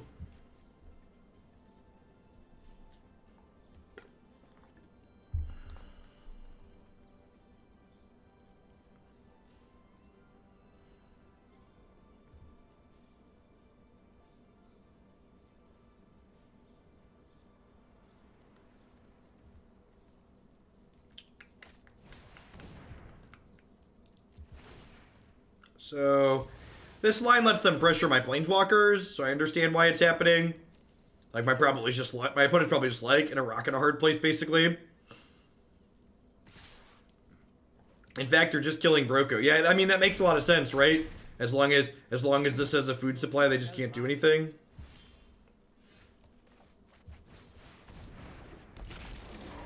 And then obviously we'll plus attack on this. Galvanizes any plan. I threw 2 Lava Coils. Do I just like smack them for 10 here? I think so.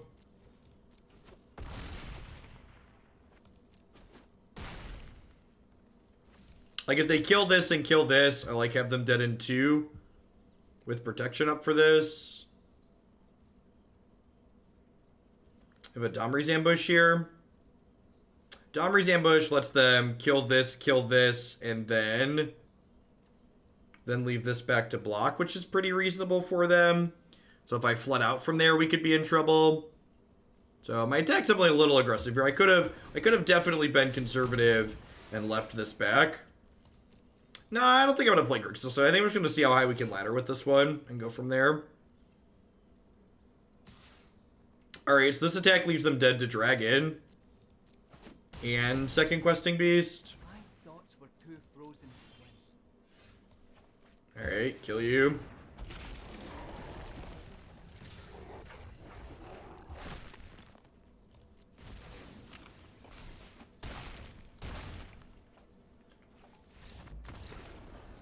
Pre-recorded. Yeah, actually, the reason why I'm streaming tonight is I'm testing out streaming with pre-recorded content. Please let me know how you feel.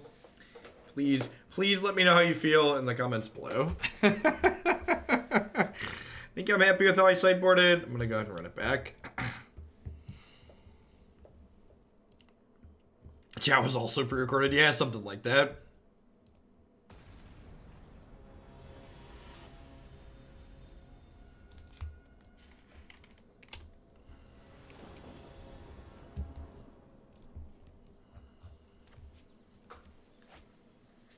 If you're at home thinking that you're currently participating in chat live, you are also pre-recorded. Don't kid yourself. Welcome to the Matrix. Ah, that's a good one. Yeah, definitely just taking a land, right? Galaxy Brain. They all float down here, Georgie. When you're down here, y'all float too. Ah, ha, ha, ha.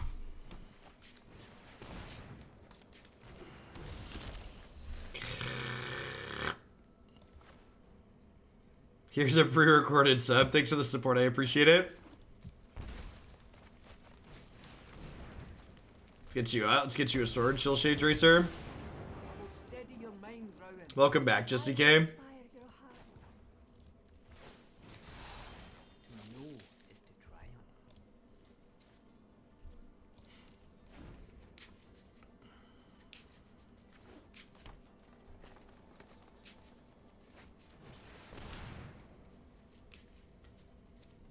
So worth noting that, like, Wicked Wolf's not actually that good here because it,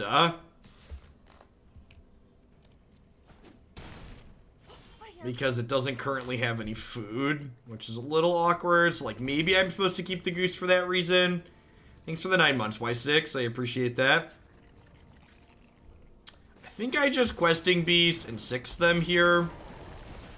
Like, I wouldn't mind upgrading this land, but I also think hitting them this turn's pretty important. And if I just play this in attack, I don't really want to trade for Spellbreaker.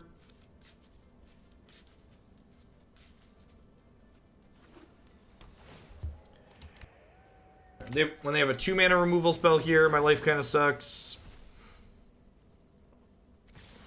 Yeah, she's dead, Jim. Says tilted off the face of the planet playing Overwatch. I'm now exclusively watching the stream. Well, welcome. That's actually a good draw, right? Because it lets me go Wolf. I think I'm just trading these here. It lets me go Wolf plus eat this next turn.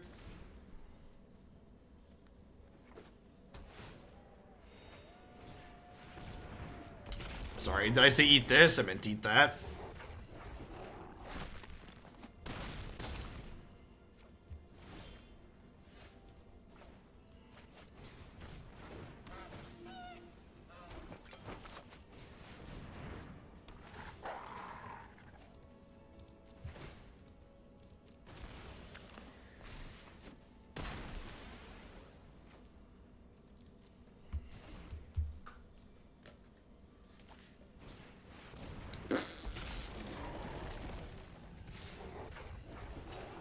Alright, going to 3. Glad there's no lightning strike in this format.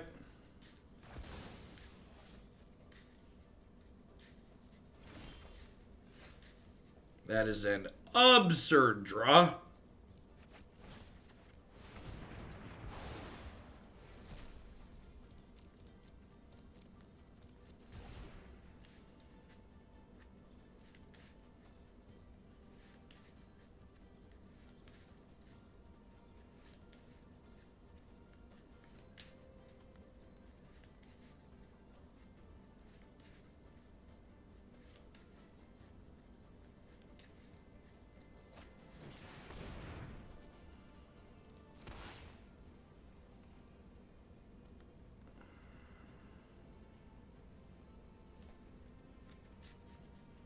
What does this do? Yeah, I think haste is pretty right here.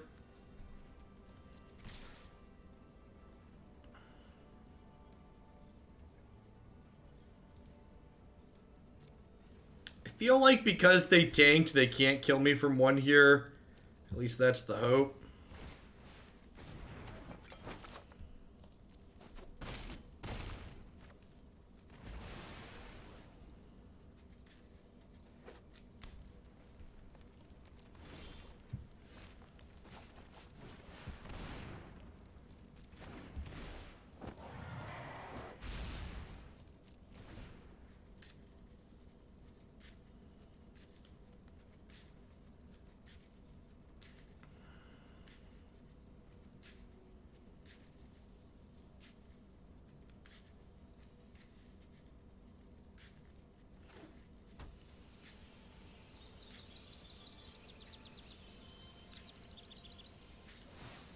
God, do they have Hydra as their last card?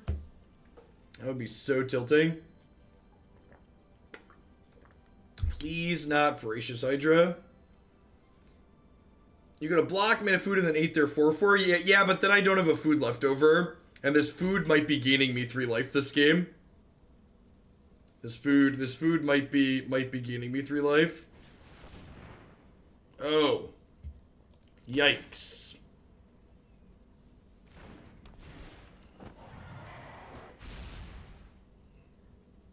It's a pretty good last one to have, so I need an Oko here.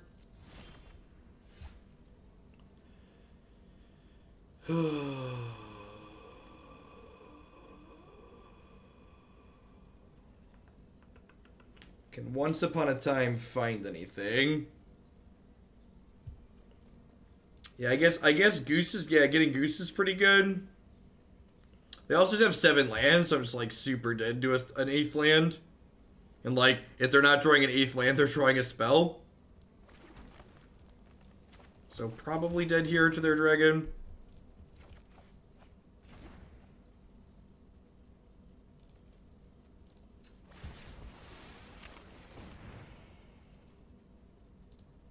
The castle only makes extra mana for casting creature spells.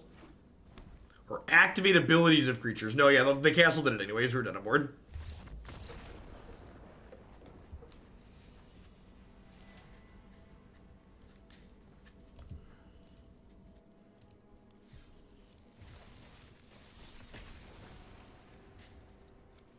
Yeah, castle with Hellkite is sweet.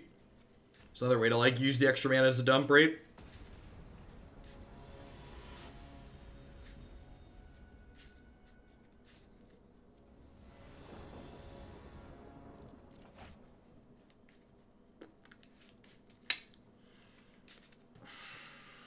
I'd probably YOLO this on the draw. On the play, we don't have enough chances to hit action. This is like good with any land.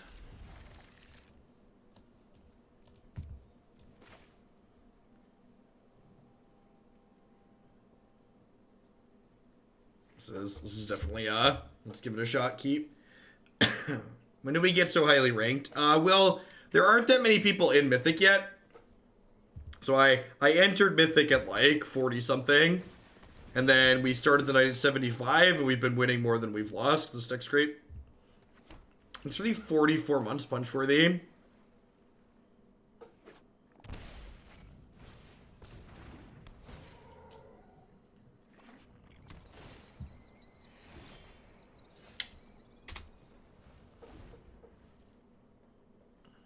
If we hit by 3, we should be good.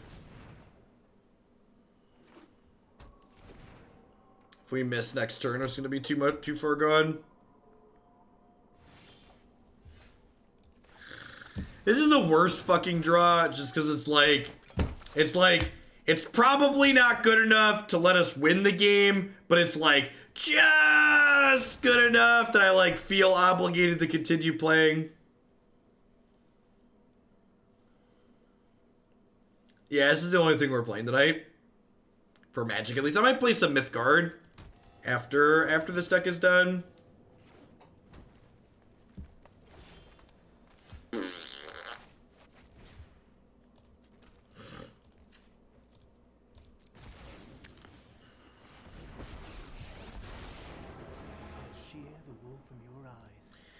I can make this a 3/3, but making this a 3/3 doesn't really do anything because my opponent's making 2/2/2 starting next turn, so I think we just hang tight.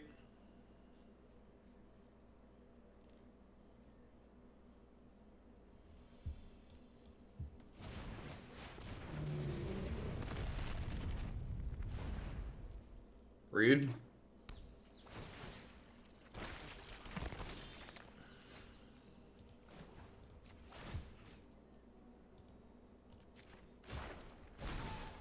Your new look is enchanting.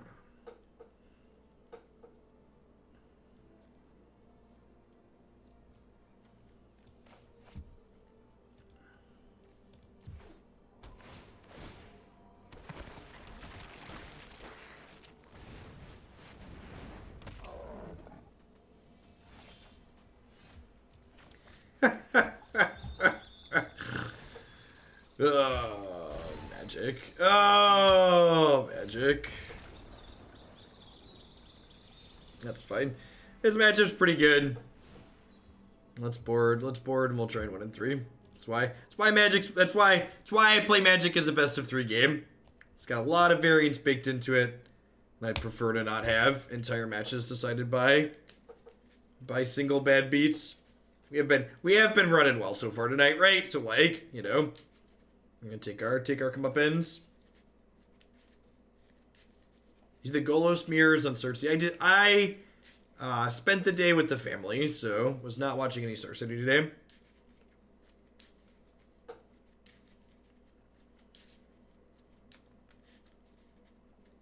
Yeah.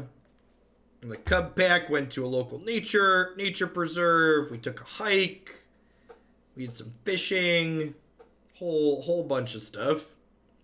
I realized today as I mistakenly caught my finger on a fish hook, the end of a fish hook, that the concept of fishing, even just catch and release fishing, is actually incredibly cruel, isn't it? Like, the idea that, like, for fun, we're, like, putting hooks through these animals and, like, taking a picture and then taking the hook out and throwing them back in. Like, it's kind of messed up, right? I think I'm keeping this. It's, like, not amazing, but it's fine. Hot Dog Bumface, thanks for the Prime Support. I appreciate that. Welcome.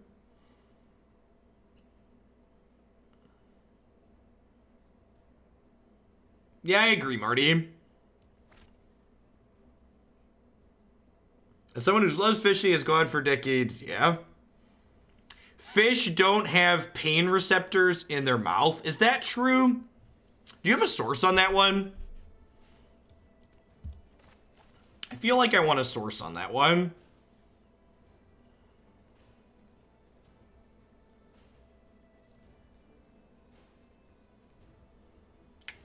I'm gonna take Spellbreaker here. If we draw a land next turn, we can Spellbreaker on 2, and that's a pretty good start. Often heard that stated without a source. All right.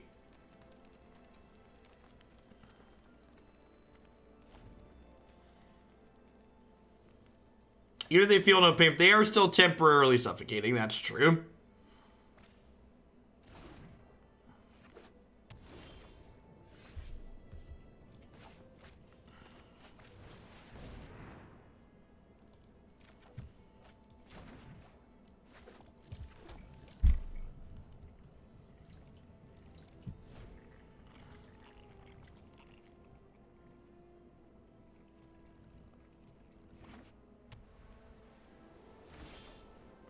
People find fishing barbaric, but then going down 5 cheeseburgers. I mean, well, I'm a vegetarian. I'm not really a vegetarian for, like, animal rights reasons, but... I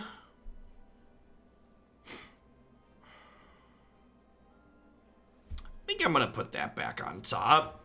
Because, like, next turn, I can jam this plus hold up stroke, which seems good.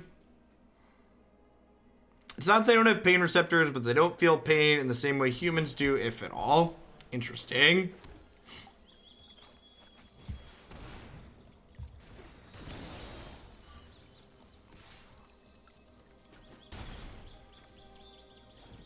I mean, like, to a degree, like, the sport aspect of it feels, like, more weird to me than anything else. Like, at least, like, hunting and fishing for, like, functional purpose, you're like, there's a function, right?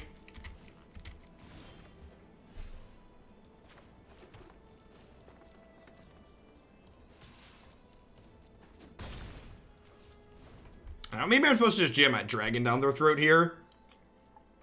I don't know, stroking off their first Golos is, like, pretty satisfying, though.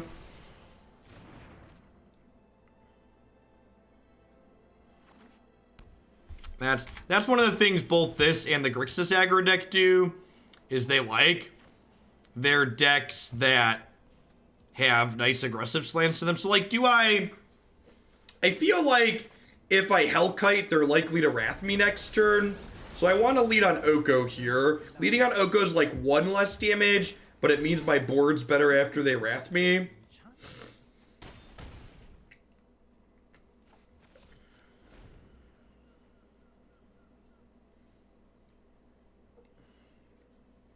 So like, please wrath me, daddy. And like, our draw's been pretty medium this game, huh? Right? Like these onces didn't do a whole lot.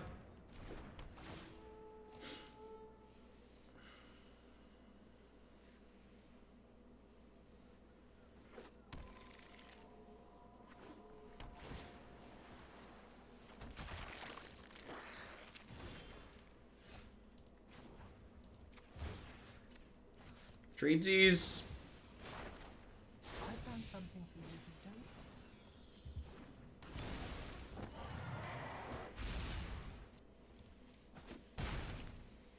to do. I think I'm pretty into these Skarrgan Hellkites over the Sarkans. Like, the fact that you could find them with once is so huge.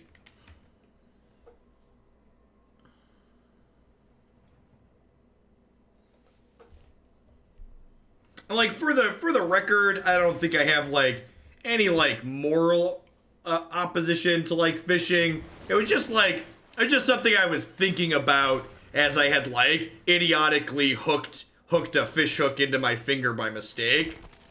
I was just like, the whole premise of this seems...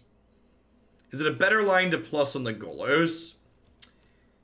Yes. Yes, it is better to plus on the Golos. If I had plussed on the Golos, they would be dead, right?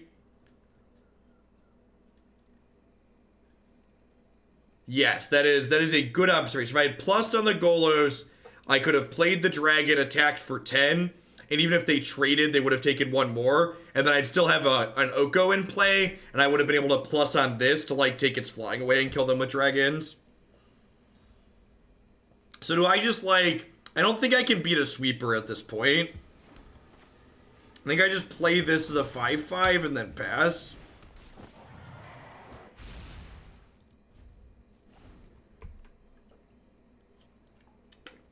So probably if I lose here, I deserve to lose, and I appreciate someone pointing out that I could have Oko'd. Someone asked, is the stream almost over? I don't know. It's a random Saturday night. I don't know what I'm doing.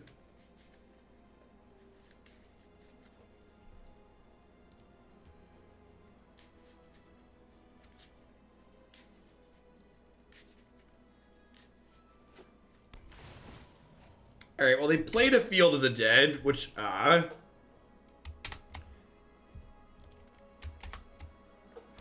of implies that they're not going to sweep here. They could have, like, another Crisis, though.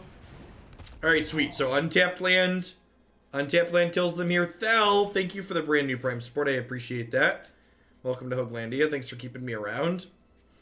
So, unfortunately, I did not draw land and cannot kill them. So, they get another draw step. And O'Neill, cool. Welcome. Thanks for keeping me around. That, like, the single worst draw on the deck? It definitely is. Grazer's, like, frequently the worst draw on your deck anytime it's not turn 1. Their Grazer cannot block the dragon. It does not have reach. It is an elk. So that is, in fact, not true. What do I suggest to play in the win every card event in Standard? This deck. Card for cards. Leave it up, kill them.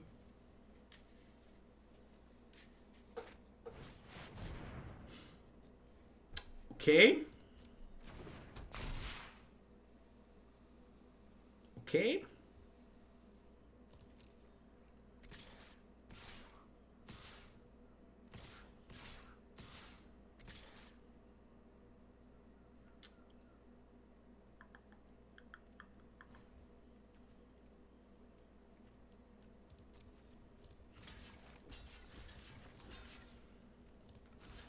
So if I do this, I take 13.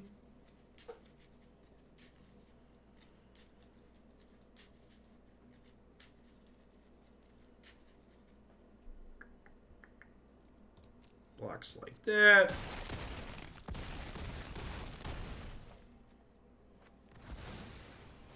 You have a land to play, I assume.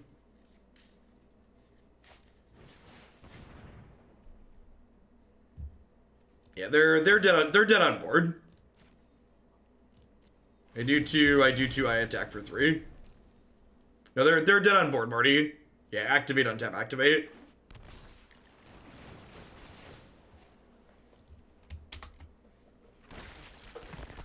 I have discussed, and just to remind everyone that Arena is an incredibly release-ready product. Did my opponent mess up?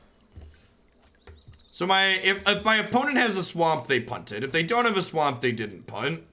For those of you that have used Magic Online before, if you press explicitly left shift and enter at the same time, it's like you F6 on Magic Online. It passes all priority for the remainder of the turn without prompting you to use your activated abilities if you have them. Which is something I didn't know as someone who plays Magic Arena as a full-time job. Because it's not written down anywhere. It's explicitly left shift.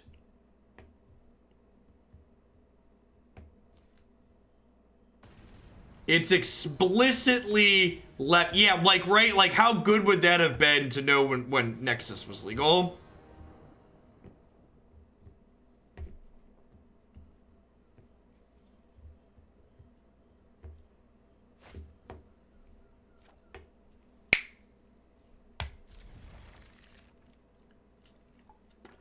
Like, these 4 cards, I don't care what the last 3 are, will work itself out.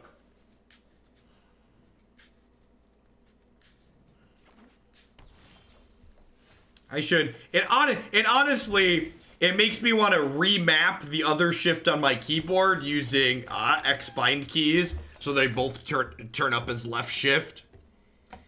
Thanks for the brand new Prime support, Deverant. I appreciate that. Welcome to Hoaglandia. No joke. My winning in to Mythic this season, I mulliganed to 4 on the play and 1 with the Grixis aggro deck that I tweeted out. Just straight up mulligan to 4 on the play. Managed to take it down. It's pretty sick. All right, now I would like to draw some action. Excuse me. We'll see though. This is a pretty good start for them. We need like a dragon or a questing beast here. You think this deck is better than Golos Field? If you're looking for hot takes like that, I'd recommend going to a different channel. I'm gonna give you way more tempered responses to that. Is it a paper MC? It's a Magic qualifier thing. I don't actually qualify for things because qualifying for things makes you win tournaments, but I play in the qualifying events because it's fun on occasion. I think I want to draw a discard here.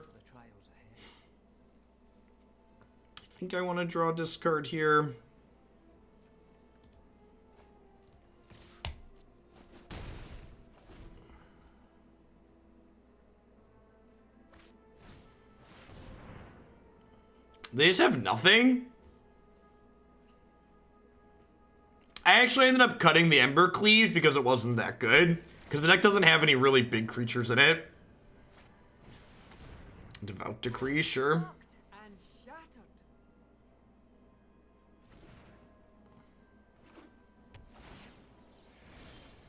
Well, it appears that they have very little.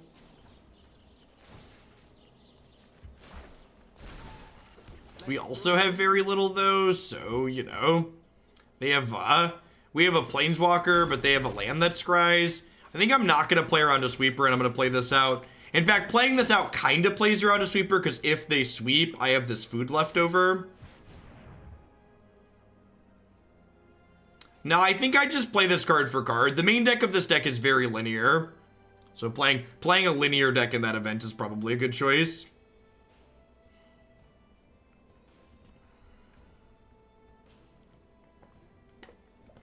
Double top, well, Well, screw me.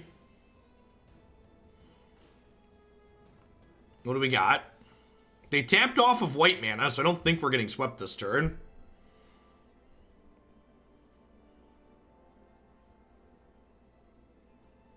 Yeah, we're definitely slightly ahead at the moment. Like, our nothing with an Oko is definitely better than their, like, nothing with a land that scries.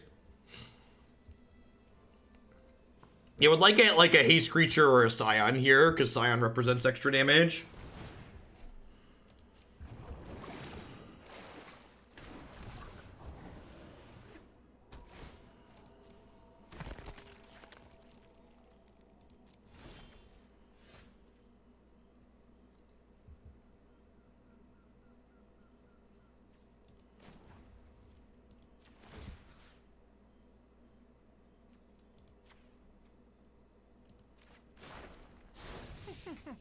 Fairness? What a bizarre expectation. I think I just want to be really aggressive here since they hit Field of the Dead. Me, absolute nonsense. Surely you see the humor here. This stops them from time wiping us and getting the Crisis back. Please, scry. They're gonna scry and leave up mana to time wipe, right? Or to Giant Wrath or whatever it's called. Bottom, bottom, bottom, bottom, bottom, bottom, bottom, bottom, bottom. Thanks for the 42 months, Aaron. I appreciate that. Welcome back. Thanks for keeping me around. Survey says, Papi! All right. Oh, we're halfway there. Oh, living on a prayer. Take my hand. We'll make it, I swear. Do do do do do do do be do do do do. And all your cares are gone. Yeah, I could make a 5/5 Graces, but like they have a blocker, so that doesn't really matter. I think we had lethal right. No. This doesn't have haste, and they had a food, right?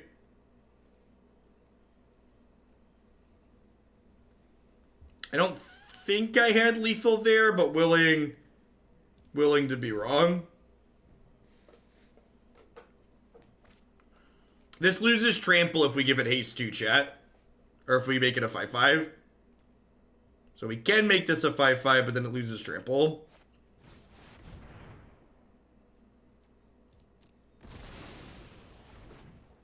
Is your last card a land or something that blocks? High probability whatever this is blocks, right?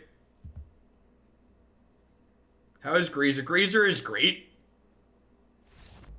Oh!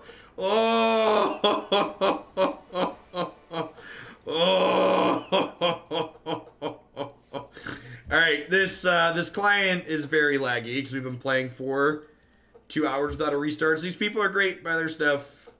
I'm gonna restart really quick.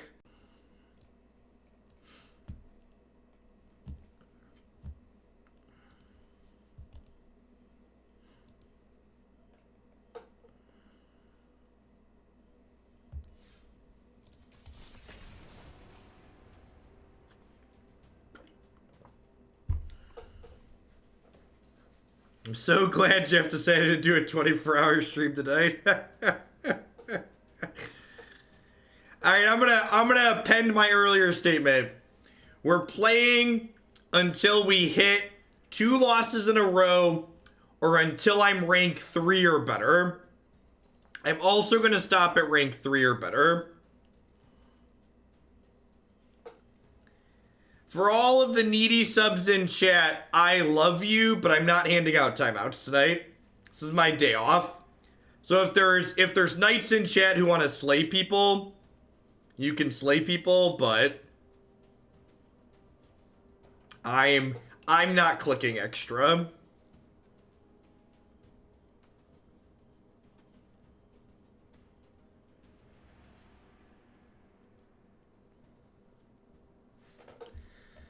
On the previous turn, you could have made a new food with Goose, swap control of the summoning sick food, then played a new Oko to make the old food a creature and kept the Goose, and then I believe you, Pepperidge Farms. That sounds right.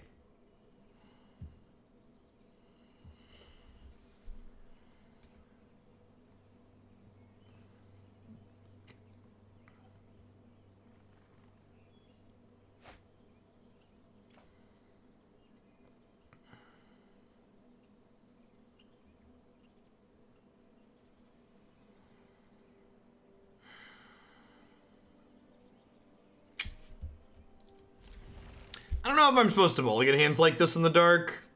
Could go either way. I feel like with Questing Beast, if they're playing Golos Field, like Scion into Questing Beast is good enough.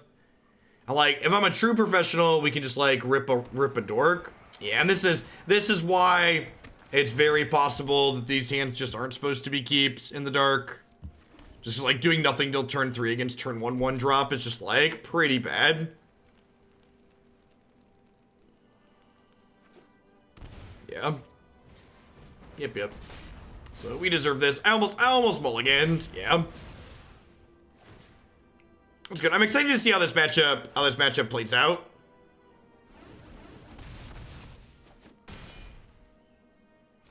This is a match that I've not yet gotten to play.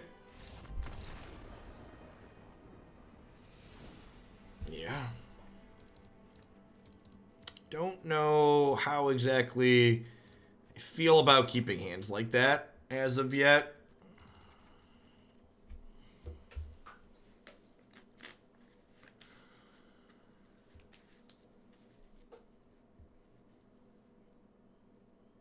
This is my hope for a 12-hour stream tonight on that promise. Maybe. Yeah, let's try this. I think Grazer's good here because it blocks. Like, they probably have a lot of things that Grazer blocks, right?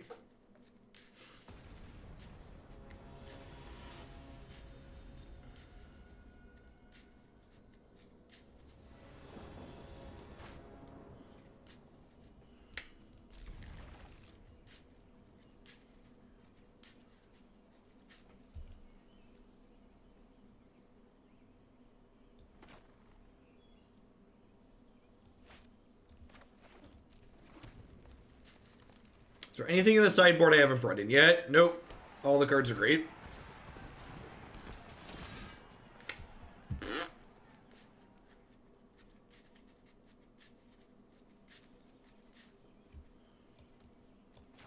So I didn't Grazer on 1 because I didn't want to shock. I think that's fine. I don't know. Could go either way on that.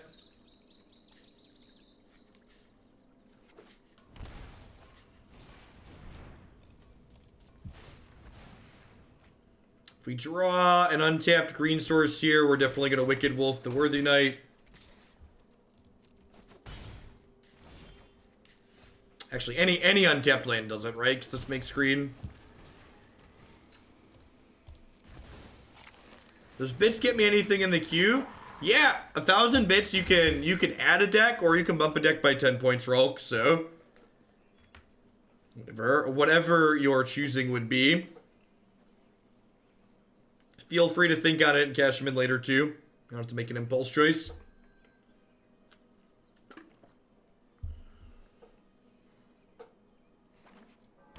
I just subscribed.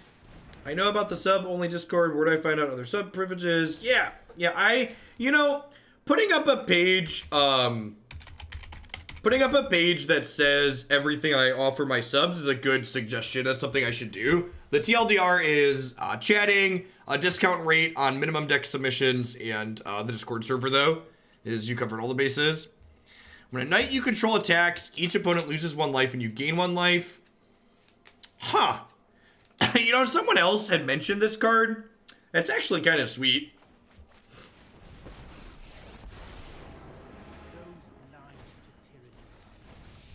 I think I like the more creature density. The big upside to the higher creature density. No, thank you, Devorant. I appreciate you keeping me employed.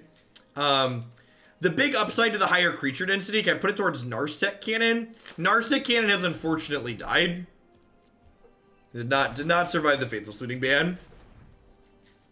What was I gonna say? I was thinking, but the big upside to the more creatures is your Once Upon a Times are better.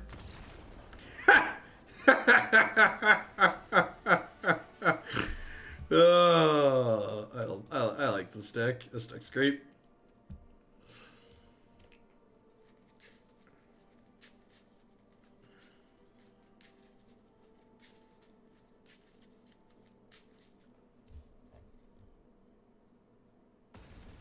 Can people submit pure garbage decks? It depends. So my deck queue stays very full, but I do actually reject deck submissions. So part of the submission process is filling out a Google Doc form on my website. Thanks for the random biddies. Hype 2 def, by the way. Yeah, this hand's great, right? We like fetch it's not like Accelerant on one great, but we like to get to fetch a mountain, Bonecrusher into Spellbreaker into this, just like real nice 2-3-4 curve. And no 1-mana play out of them is huge. Makes this curve super good.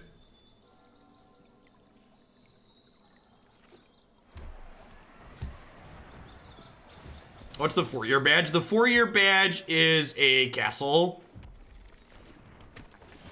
Castle to call your own here in Hoaglandia. Play the first of my 3 Necrotals. They play another thing that dies to this, we'll go tapped land, kill their thing.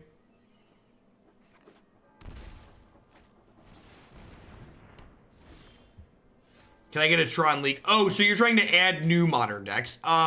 Moderns actually, so 1,000 bits is a standard deck. So modern has a bit of a premium because modern costs me dollars to play a league. I think Tron's in the queue though, so you can bump Tron.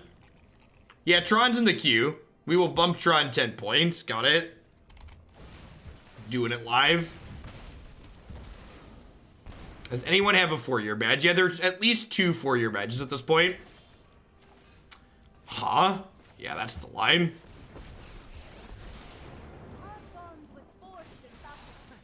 Our bond was forged in whatever. Kill the giant, take 4. Yeah, right?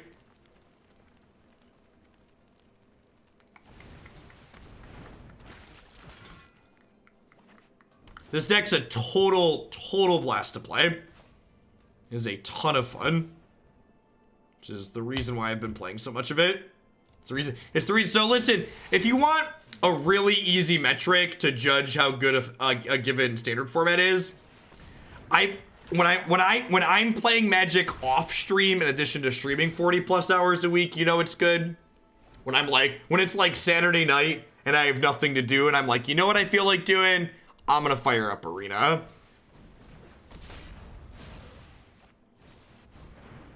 No, I think I'd play this card for card in the as best of 1. I think this list is super reasonable. It's super proactive, right? And like proactive generally where you want to be in that type of thing. Tried this deck and went 6-0, 2-0'd every match and made Mythic. I don't know if it's go undefeated every match good, but this deck's definitely competitive. All right, how about if I play 2 4/4s?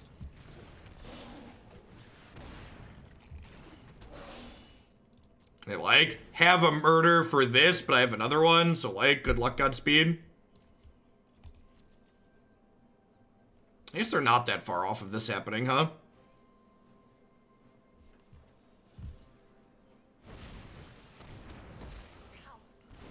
Oh, they tapped wrong.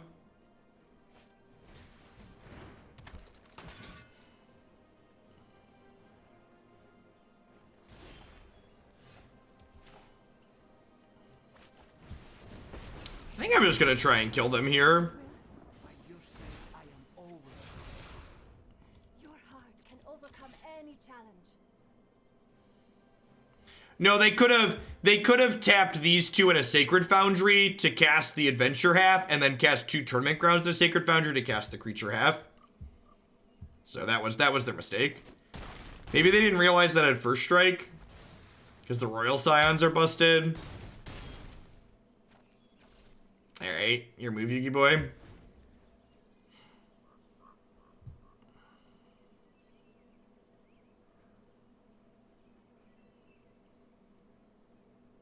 Consider all the standard decks on your site to be competitive or just fun. I think they're all decks that I consider reasonable decks. So yeah, yes is your question.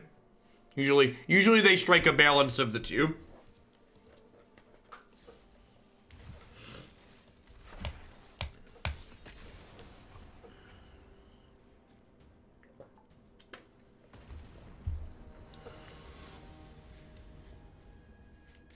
Our opponent is rank 103.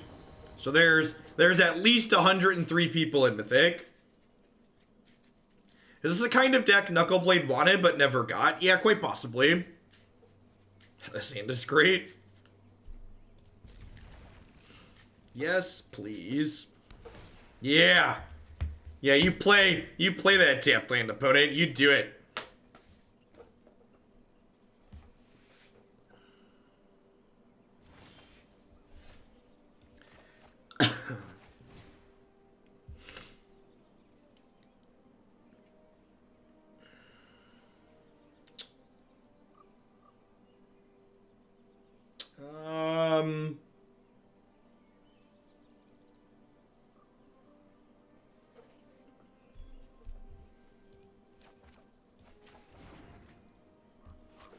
The greed might consume me on this one. I don't know.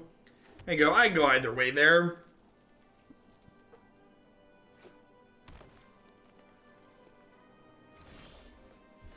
Yeah, we've definitely been in the single digits before.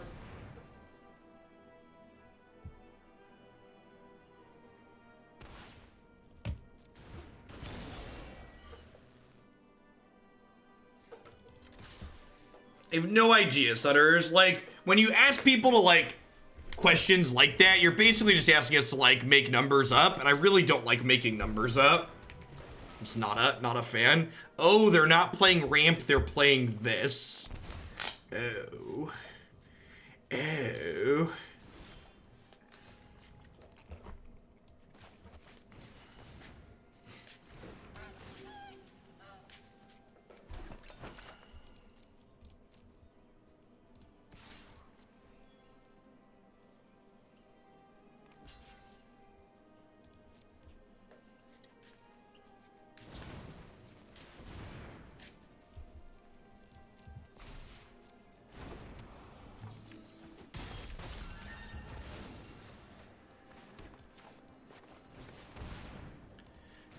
I like how Arena is like, would you like to cast a spell for free, or would you perhaps like to pay 2 mana you don't have, right?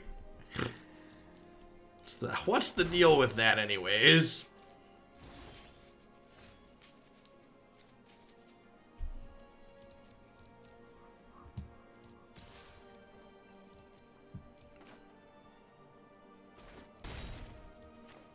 Yeah, so I think because I'm a little flooded here and I have a threat in play, I don't really want to jam a spell here, which we might get punished for. I don't know. Like, if we draw lands, I think this matchup is bad for us. If you made me guess randomly at our bad matchups, I would bet that this one's not good. I have three Veil Summers and a Ceratops on the sideboard, though. So, like, if I draw another good 3-mana spell here, I can, like, double 3 next turn, which is nice. And if I draw Running Bricks, I'll be able to double spell with these 2 in 2 turns. So, with the Goose here. Yeah, and, like, this here is great, right? Like, they're gonna double block us, but then I get to, like, play a Hellkite with a 1/1 counter post-combat, which is, like, very reasonable. This has been a good example of being patient. How about I kill the 3/3?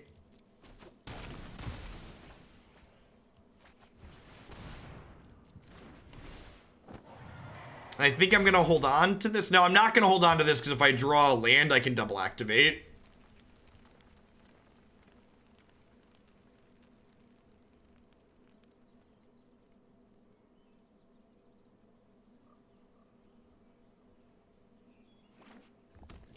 Any changes to this deck in the past day? Well, I configured this deck this evening before I clicked go live. So yes. I'm going to answer yes. Would you like to take some bait? Didn't take the bait. That's fine.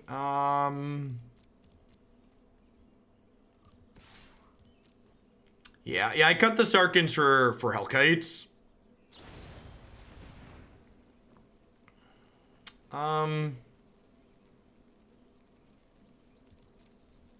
Sure.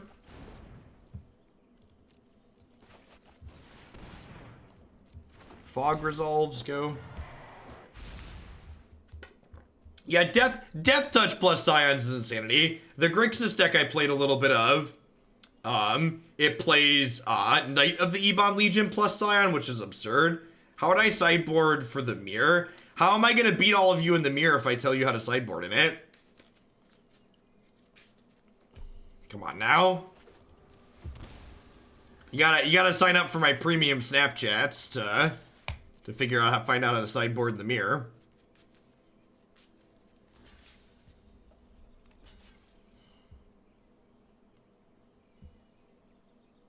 Oh, this thing has reach? That's fine, right?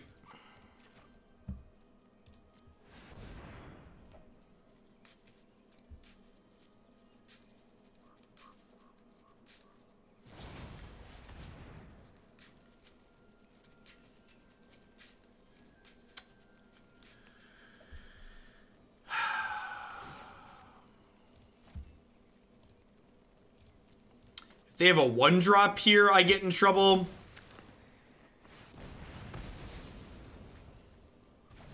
Alright, so they bounced my dragon, but I killed their board. So like I think that's a win for me.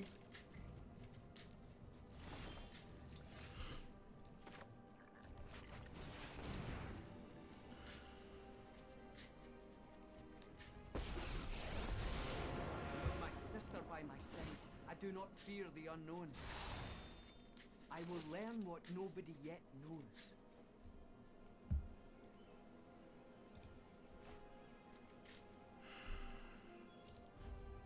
How much longer do I think? I have no idea. They have a wolf here, we're in trouble. Yeah, it's pretty unfortunate. Pretty lucky.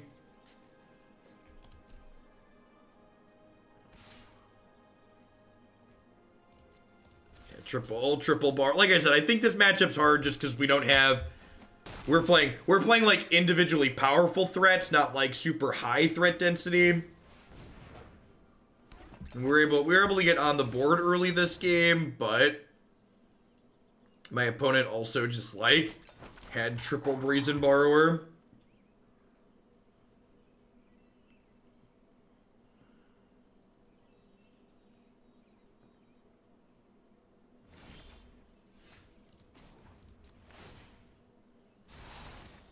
Enjoy the proper application of knowledge.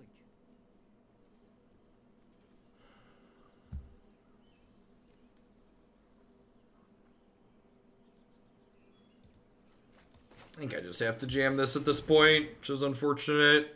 Maybe I should have just jammed it last turn. How late do I normally stay up on the weekends? 9:30.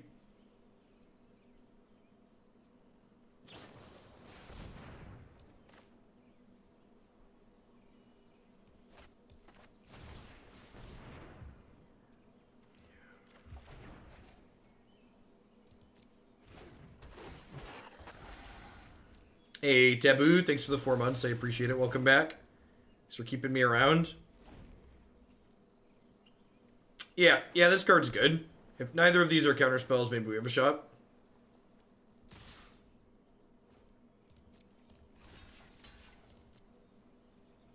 I'm gonna do this to keep this alive, because it means they have to attack them one more turn, and this potentially lets me turn this forest into a spell.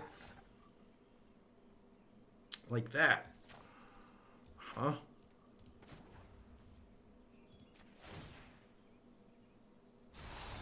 I will learn what nobody yet knows.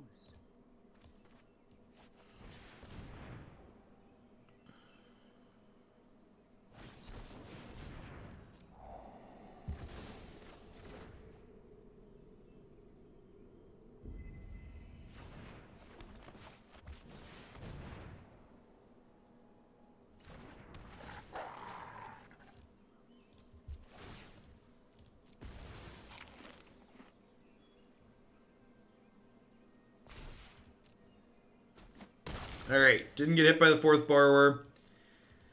I think Robbo the Rich is worth playing in Chandra / Big Red. I have no idea what Chandra / Big Red means. I also don't think Robber the Rich is a very good card. Takes a lot of effort to get set up in my experience. Man, that's going to be tough to race. And like make this a 5/5 and then an 8/8. Yeah, Wicked Wolf is super powerful.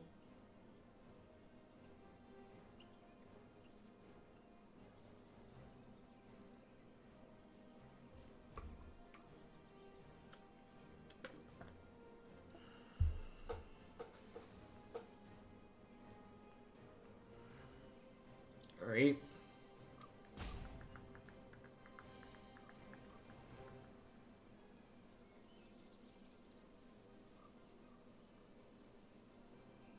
How do you want to attack me? With the number of jump blockers they have and double Brazen Borrower, I would bet we're dead here.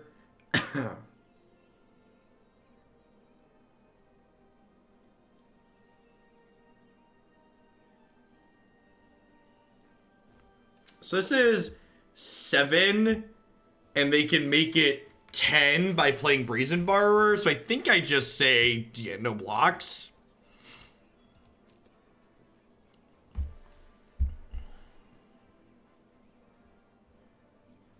They're not attacking for 12, so deal. Are they dead on the backswing? If this is a blank, I think they're dead on the backswing, right? Because this is 4, 5, 6, 7, 8, 9, 10. Am I one short? 4, 5, 6, 7, 8. I'm one short. So a food kills them if this card in their hand is a blank. All right, so they're dead to a food here. They're dead to a questing beast. That's lethal, right?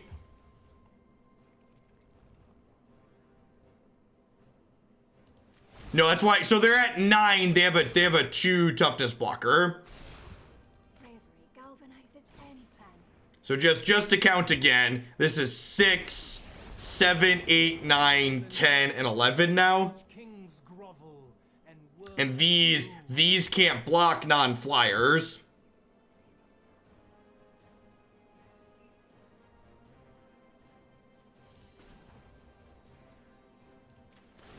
Looks lethal to me.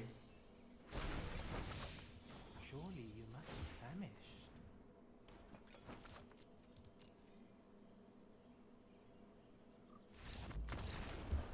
Who's afraid of the big bad wolf? The big bad wolf, the big bad wolf. They're afraid of the big bad wolf.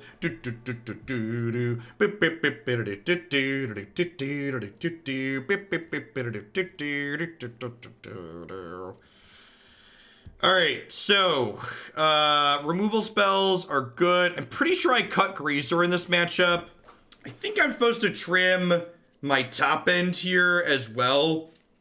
I'm pretty sure I want to make it... I'm pretty sure I want to do 2 things. I want to make it easier to double spell earlier, so bringing in some 2 mana spells is good. And I want to increase my average card quality as much as possible. And this is definitely my worst individual card.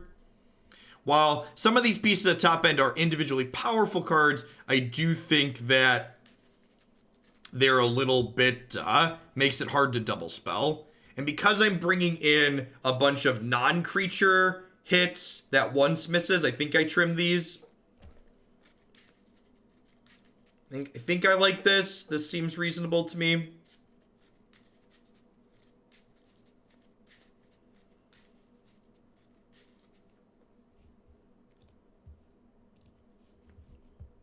So, someone made a comment that they wish they were half as good at top decking as I was there.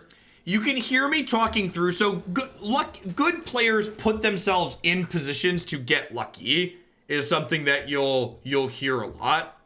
And that game, I feel like, was a great example of putting myself in a position where I could be lucky.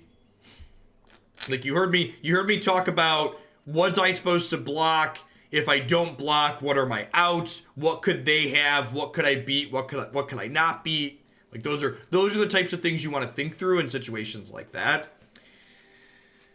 I feel like this is a mulligan. I only have 4 accelerants in my deck. I guess this could find the giant too. If this finds crushing, what's his name? This hand is keepable. So yeah, I guess I'm going to keep this because I have 7 hits that make this hand pretty good. So like if I find Bonecrusher or Goose, I'm like pretty happy with this hand. That I've got 6 looks. I've got 6 looks to find Goose, and I've got 7 looks to find Bonecrusher.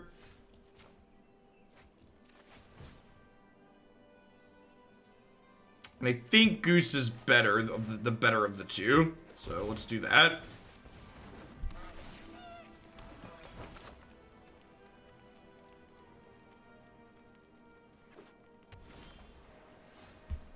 Alright, so do I YOLO this? I think so. I think I just want to try and get this down before they have Sabotage mana up. Obviously getting quenched feels bad, but this is less likely to resolve once my opponent has a 3rd mana. So making them have it ASAP I think is really valuable here. Or is correct play. Look, it's like 2 hours past my bedtime. Don't at me. Is this best of 1? No, we play best of 3 on this channel. It knows was a tryhard stream. Something like that. Am I supposed to? I feel like I'm failing because I'm not clickbaiting my channel. I'm supposed to like put broke standard #1 deck lol. Come here for Sweekit, Swice, or whatever you want to call it. All of the sauces here, and it belongs to us. Yeah, I'm gonna keep Veil Summer.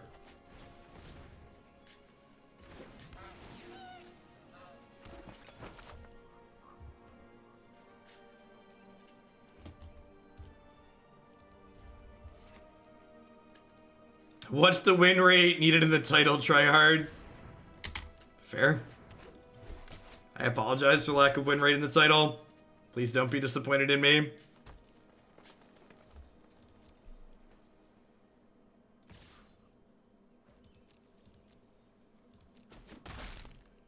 I love a good fight. Green source. Papi! Papi!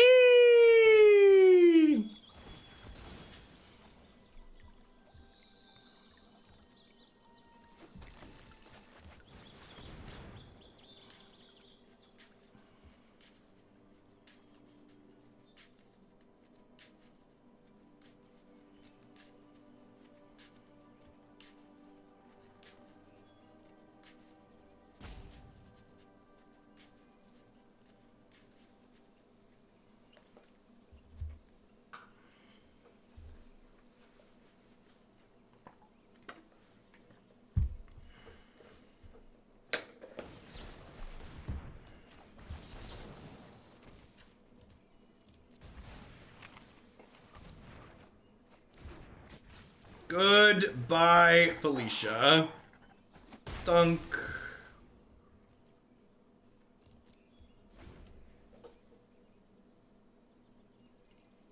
That felt satisfying. Is everybody else satisfied? I'm pretty satisfied. Don't call me Hamilton, because I'm very satisfied. It's basically all I needed in life.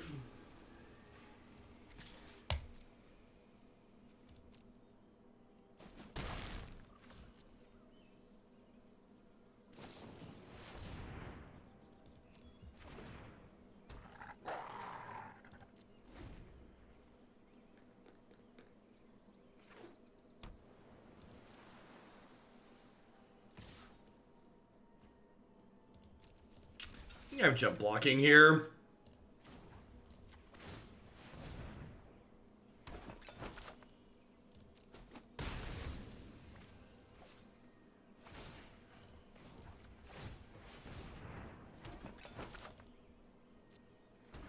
This attack might have been wrong in the face of Nightpack Ambusher.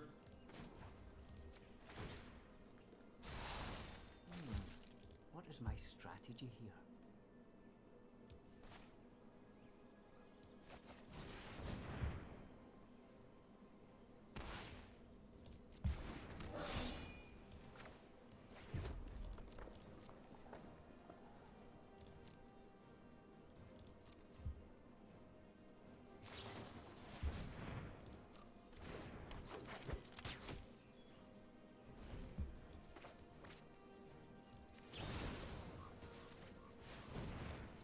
So I'm doing this during their upkeeps. This way, if they protect it, they don't get a token with this.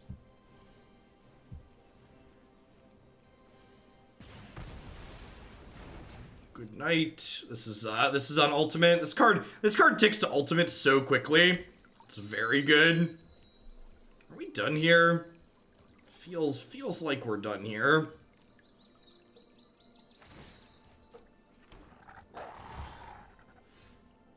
We have a Brazen Borrower. We have Brazen Borrower. Aether Gust. Sure.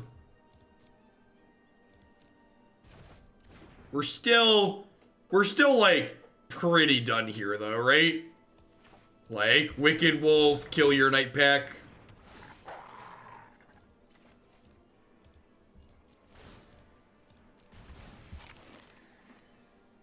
Like replay my Planeswalker.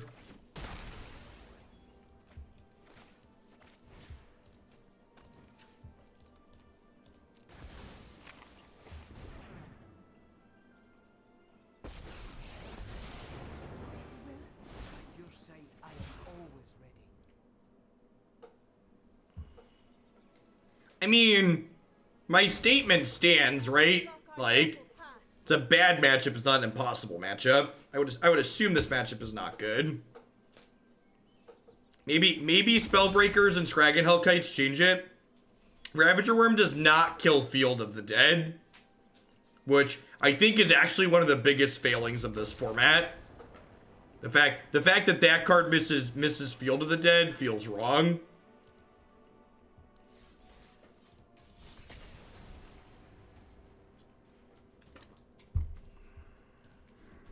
All right. We have an ad quota to meet, so I'm going to take another 3-minute break. I'm going to run to the bathroom and fill my water bottle. BRB.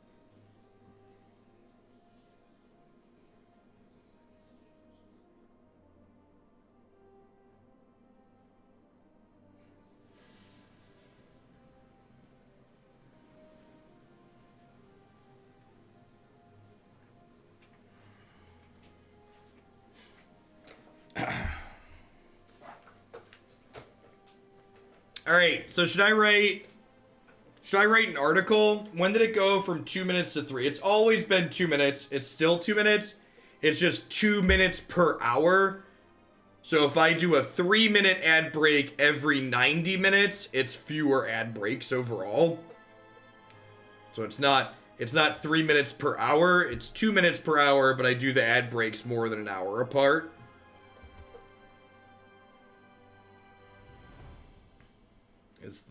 Is the ticket.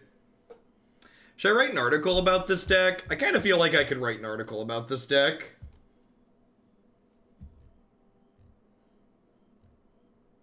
Would we like sideboard guides? 30-minute ad break at the end of the stream. You can only do an ad break every 8 minutes.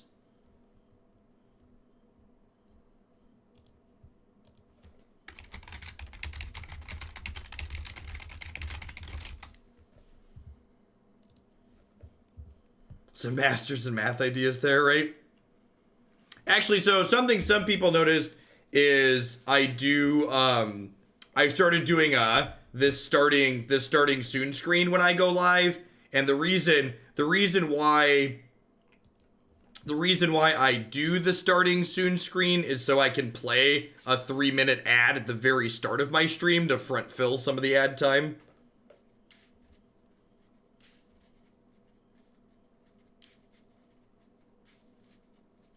Whoever wrote an article live on stream, that sounds miserable.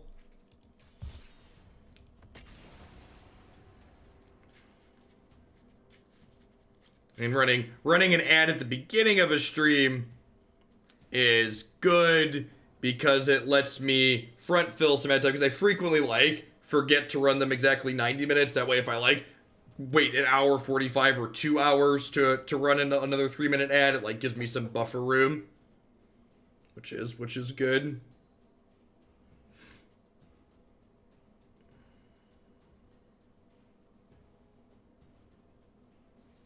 Just a friendly reminder. So one of the things that's felt really weird, that takes some getting used to, is that it feels like this standard format's been out for a while, but these cards technically just became legal in paper yesterday.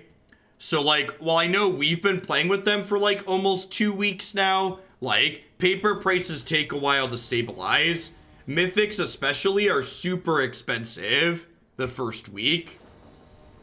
That's why, one thing I talked about in the subs Discord when people are complaining about the open being all Golos Field, the reason why the open is all Golos Field is because that deck needs the fewest cards of the good decks that are new. So it's not only is it good, but it's also one of the cheaper decks that you can get.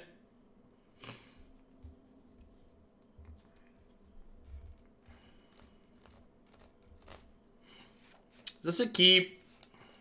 This could be an accelerant, right?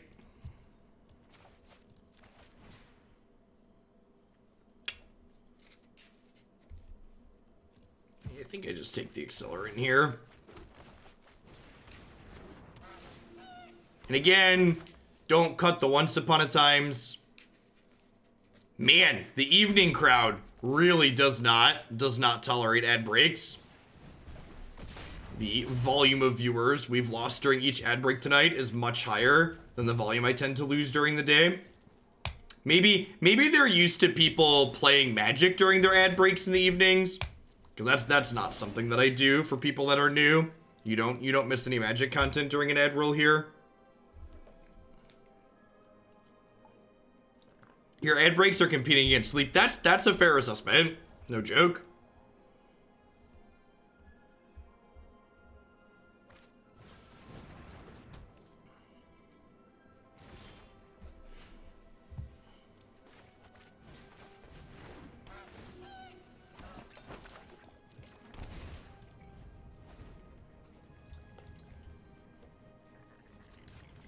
I am doing swell, Shiny Psyduck. We are ranked 8 on the Mythic ladder. Just try harding the hardiest we've ever try-harded. So, second champion here means that if they have a shock, I can't really block.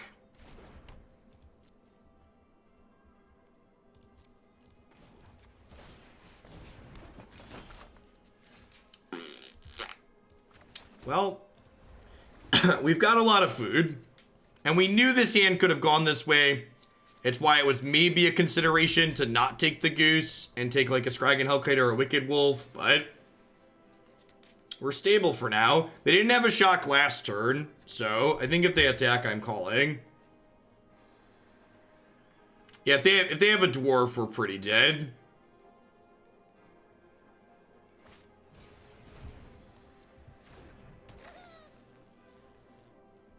This technically doesn't have haste. That's unfortunate.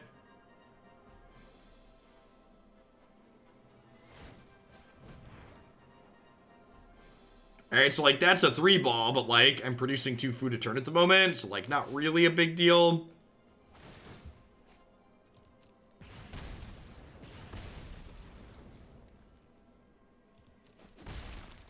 I wonder if this card means they're less likely to play the Dwarf. I feel like playing this and also playing the Dwarf is a loose combination. I've seen some of these decks that don't go up as high as the Dwarf. Slaying Fire is super unfortunate. It means the Spellbreaker's dead next turn.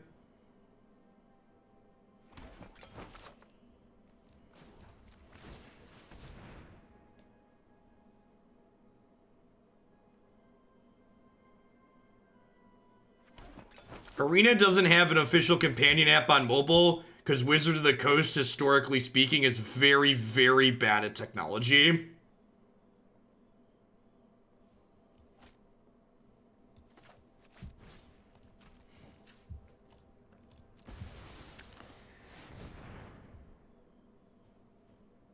Alright, well, if this or this aren't a second removal spell to pair with this Hellkite should end the game very quickly.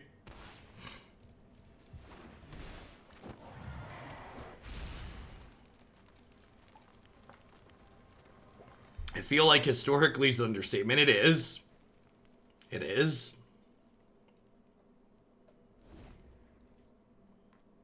And like, even if one of these is a removal spell to pair with this to kill the dragon, we're still like kind of in a holding pattern with like this holding back these and these checking this. Thanks for the 2 years of support, Willem. I appreciate that. Welcome back. Thanks for keeping me around.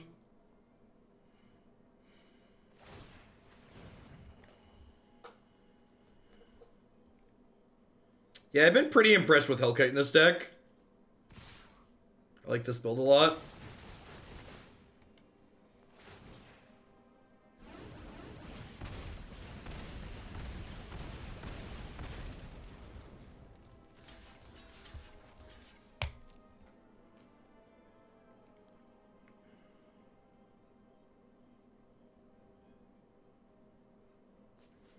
Deck's insane. Got a third mull to 5 and still won this deck. Yeah, I feel like we've got the details pretty right here.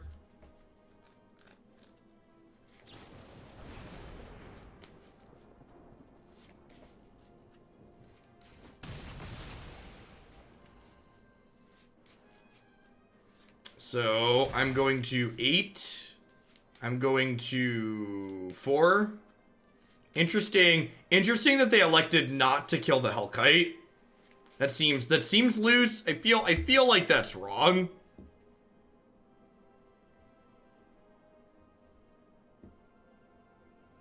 I feel like that's wrong.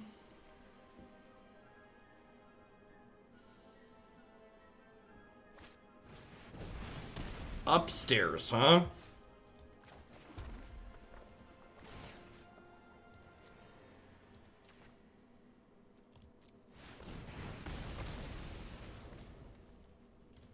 Let's just do this now so we don't get caught with our pants around our ankles.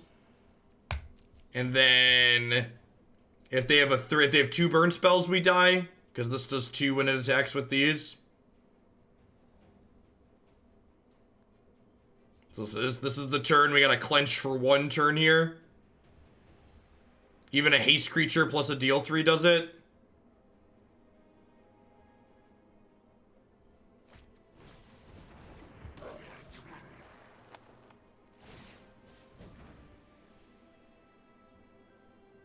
Alright, if this is a skewer or a slaying fire.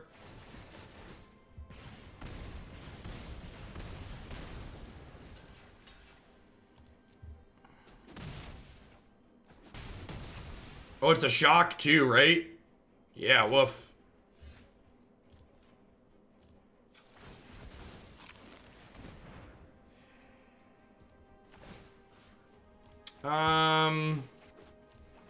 Let's just pass here, so this way in case they have another hasty thing. I mean, this didn't kill us, so like we should be good to go here with the goose making food.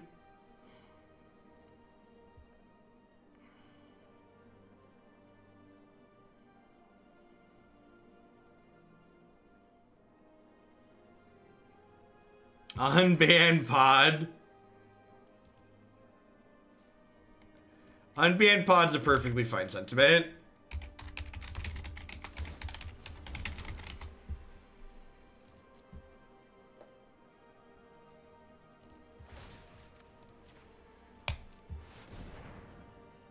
Man, Dragon's been good. Just obviously it's good here, just like in general tonight though, this card's been great.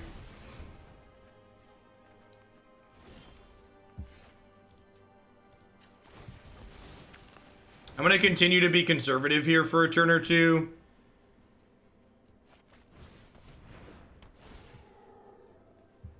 I think I want to just like play it, make and eat 1 more food before I start attacking them. Just like we're so far ahead. I feel like the only way I lose is if I like play fast and loose.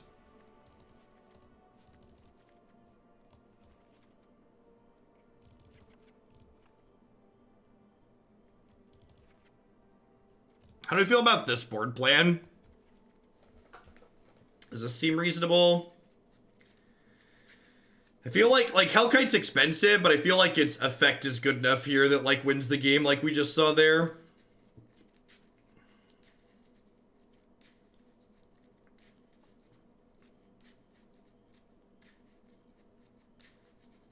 Yeah, I like it.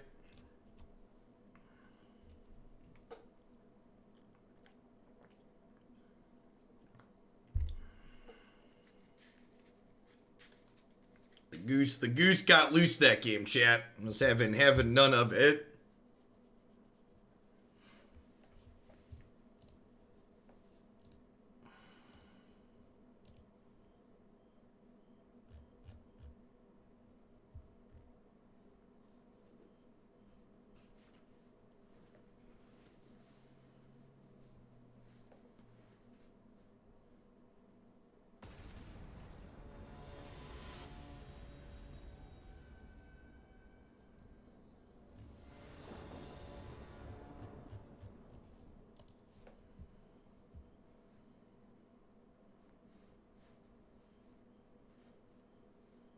I mean, best of one in general is just a terrible way to play Magic.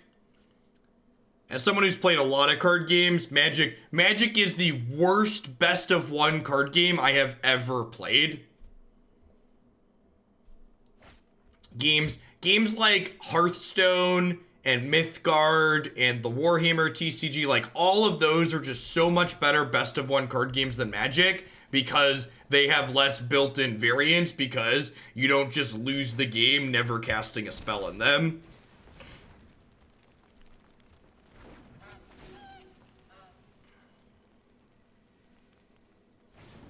So like, they didn't have a 1-drop, so I think the chance they have shock here is pretty high, but I think it's right to play the goose out into the shock, especially since I have a second one.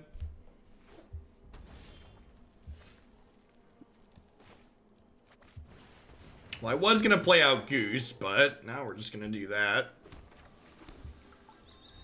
As you will.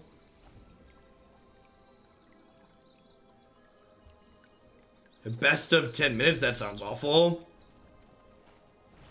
Yeah, of course the event is best of one. Oh, gosh.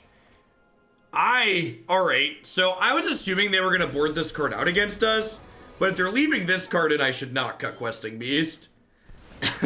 So let's draw an untapped land here and just slaughter Chandra with Questing Beast, huh? Rats.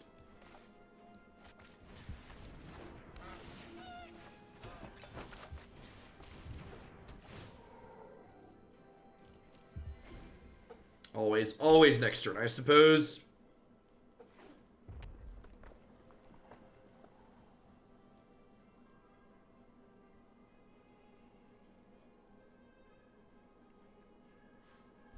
I guess this lets them flash back. Yeah, they get to shock my goose now. That feels bad. Is it nap time yet? It is rapidly approaching my nap time, to be fair. They might have the deal 4 in their hand now, too, which would let Questing Beast, like, not kill Chandra. I think even if I draw the land here, I'm going to Bonecrusher Giant Chandra. I think this is the conservative play. And again, I feel like with them doing nothing, I should be conservative here. Time to sleep for a week. So, like, if they, like, tap out for another Chandra this turn, they won't be able to hold up their deal 4, and then Questing Beast can kill her. And I feel like with how slow their hand was, they might have another Chandra. Yeah, our top decks are much better. So, like, the longer the game goes, like, the greater favorite we are to win, for sure.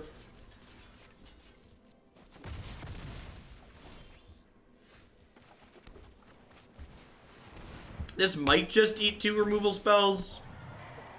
I think that's a win for me. It's like, if it doesn't eat 2 removal spells, the game is over.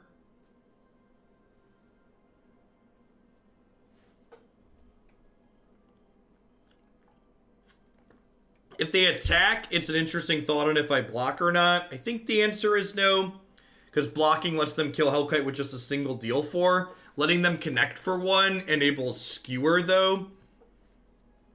Enable Spectacle, which isn't great, but I think playing around the deal 4 is ideal. They haven't just, like, snapped off killing the dragon and attacking us for once. That gives me hope that, like, maybe they don't have the ability to kill the dragon. And again, electing not to block here. If they have, like, double skewer, I get punished by that, but it's more likely that they have a single deal 4 than they have double skewer. Alright, there's the Slaying Fire. So if they have a deal 2 or 3 in their hand, they can go land, Slaying Fire, kill the dragon. So, you know, one of the things about Magic is that, you know, it's a very high variance game like we've been talking about. So it's very, very possible to, like, make correct percentage plays and still ultimately lose. I'm not blocking anyways because they have a deal 4, so I might as well attack here.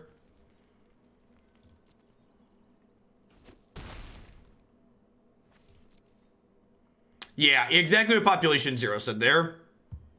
Their 1/1's definitely not worth a card.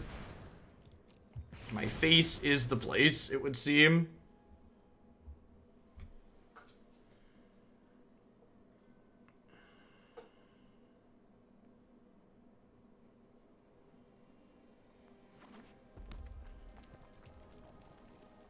I am currently rank 8 in the world.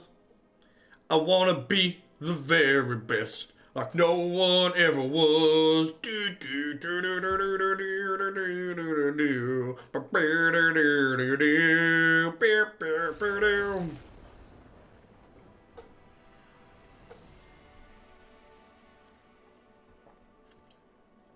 Moving on down to the rank 1.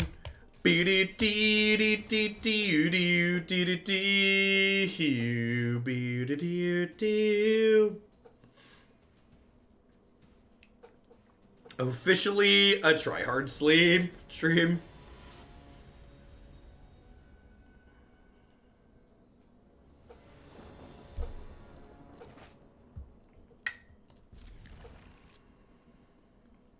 Double Grazer kind of sucks, but, like, the rest of the scene's very reasonable. Definitely Fabled Passage, right? Hey, Corey B. Hope you had a wonderful stream this evening. Thanks for the raid. Make sure you have a sword here so you can chat.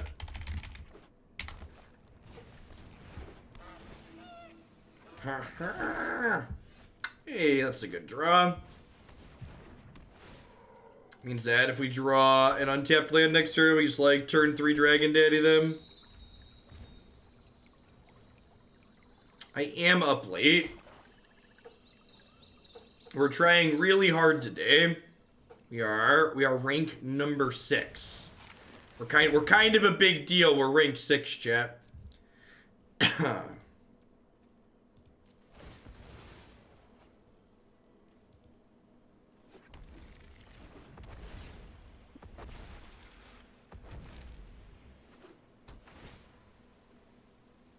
Yeah, right. Our punishment for missing out the dragon is turn 3 questing base. So, like, you know, rar.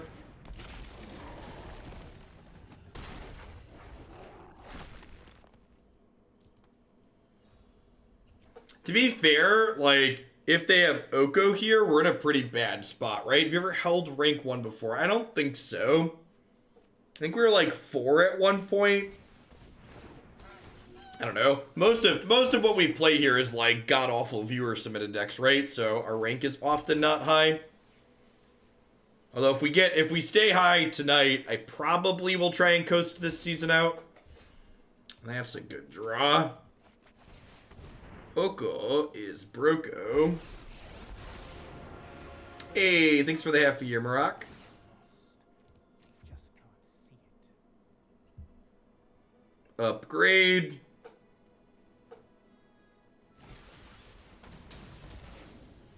Hey, they unlocked our friend for next turn, chat. I invite you to change your ways. Change your ways. Honk.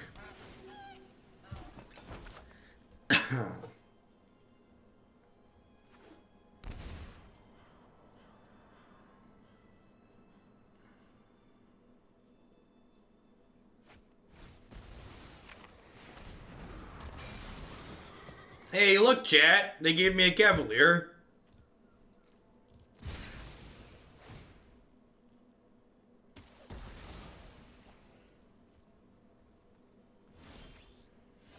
Am I okay cashing Oko in for a... Oh, I can't take him, right? Yeah, I'm dumb. I can't take him. It's 3 or less. It's late. It's late. I pulled the Twitch chat. It's late. It's an elk. It is elked, though. It's definitely elked.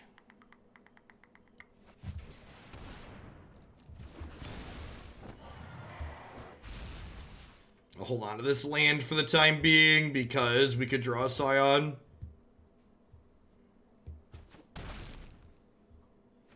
In my head, I was thinking like they're gonna play a Yarok, and if they played a Yarok, we could take that because it has 3 power.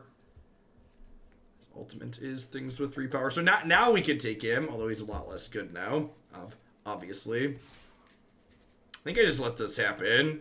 I don't really care if this gets weaker, and like my Grazer's worth I guess if they play a Yarok or something with 3 power here, I'm sad I did that. But I don't know that I want to give up the body on the Grazer necessarily. You have to get like Find Finality'd here. It's another Cavalier. Yikes.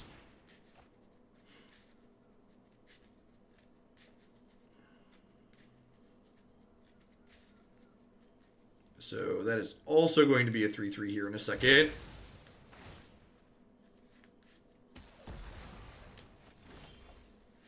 Alright. Looking for like a dragon or a questing beast here, so like this is a pretty okay draw. Gruul Spellbreaker. Yeah, it's not super exciting, but it'll do in a pinch. At least like blocks their 3/3. So like if they're on the off chance they're on empty, we're ahead.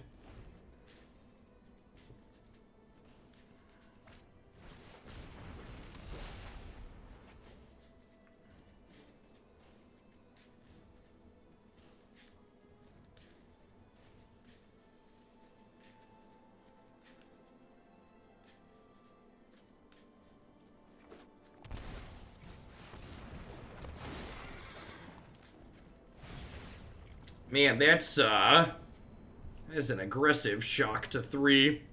Or Blood from Bones deck, yep.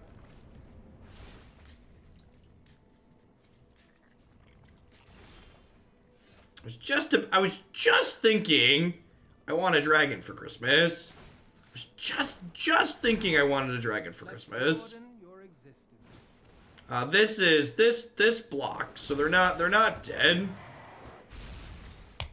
But they are chump blocking. They have another Doomblade where we still have a game. Well, Cavalier also had reach, so they had a flying blocker and a giant creature with reach.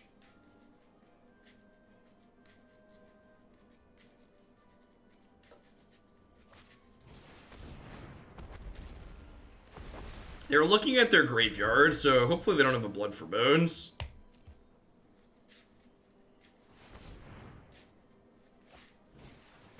Yikes. That's a lot of card draw. Hopefully they draw a bunch of cards and just concede here. That's my favorite, when they draw a bunch of cards and then just concede. Am I dead yet?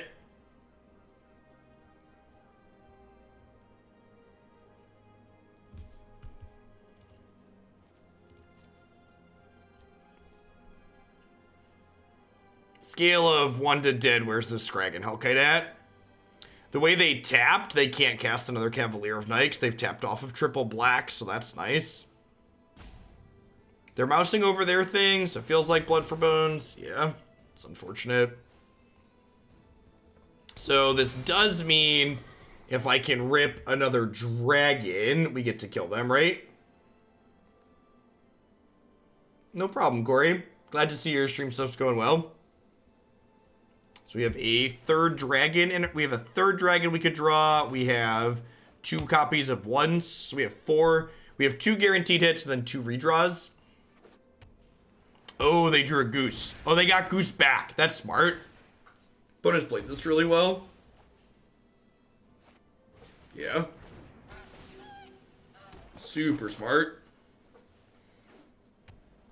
I would expect that the opponent's deck is a bad matchup for us. An opponent's rank or lack thereof in no way, shape, or form represents their ability to play Magic well or not play Magic well, is one of the most important things I would like to instill to you on this channel. Bad players achieve good ranks, and good players fail to achieve good ranks. The ranking system on Magic Arena is oft more a measure of time invested than how good or bad you are at Magic.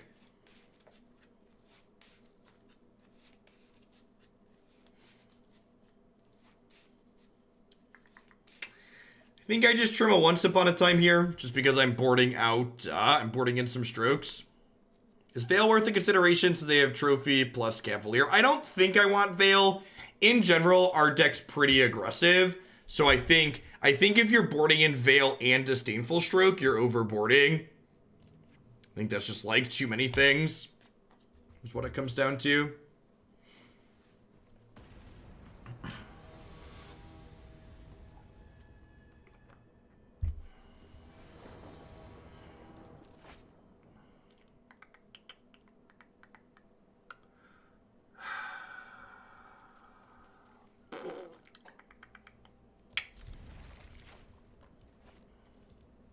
For Grazer over Paradise Druid.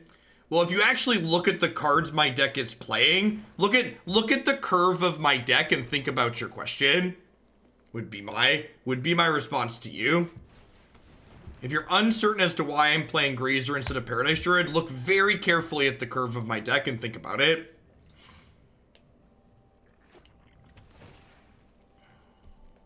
Have a good one, Dusk.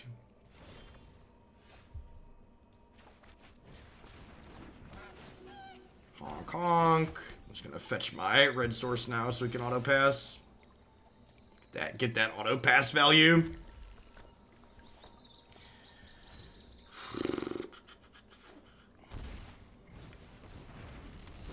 Man, does that look delicious to anybody else? Looks pretty delicious to me. Unfortunate that we missed the 4th land drop naturally there, but, you know, did at least get to eat their Mana Dork. Hopefully we hit the land drop next turn so we can eat their Risen Reef. They're a Field of the Dead deck. That's interesting. I would not have expected that after the first game we played. Although I guess they're a Cavalier deck. Their build seems neat. Their deck's probably horrendous against Golos Field, huh? It's like super mid-rangey. Yeah, Grazer also randomly attacks.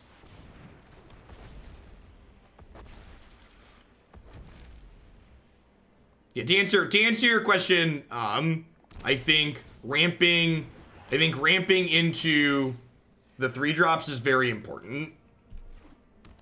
I think it is a mistake to not prioritize that. Yeah, there's probably Yarok in their deck.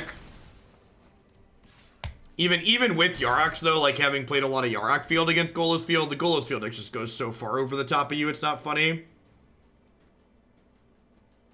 They don't currently have triple black, so maybe they can't Black Cavalier us, he said before he gets Black Cavaliered. They brought in Ceratops, huh? Interesting.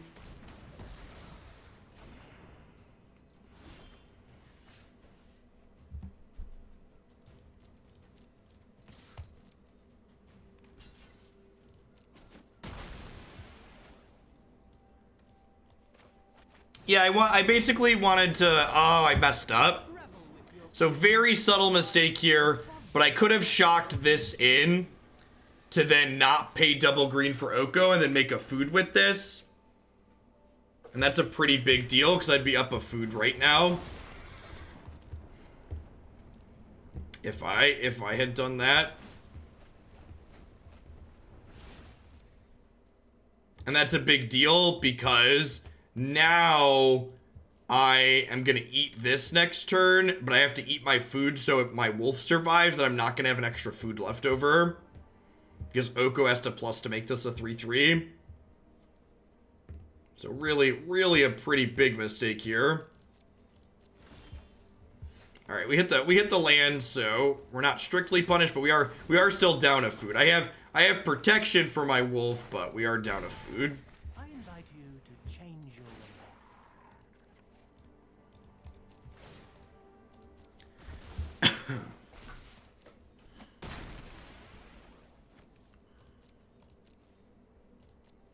So we are definitely ahead right now, but anyone's game, depending on the card quality of my opponent's hand. And these Cavaliers seem real bad against Oko, huh?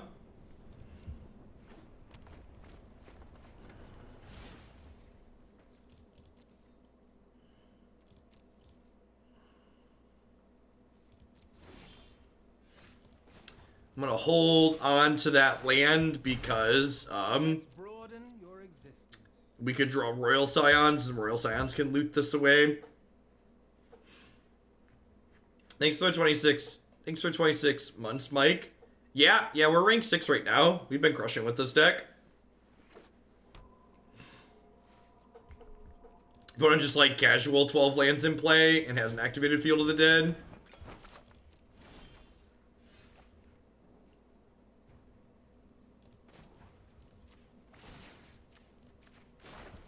I assure you our deal is worth your while.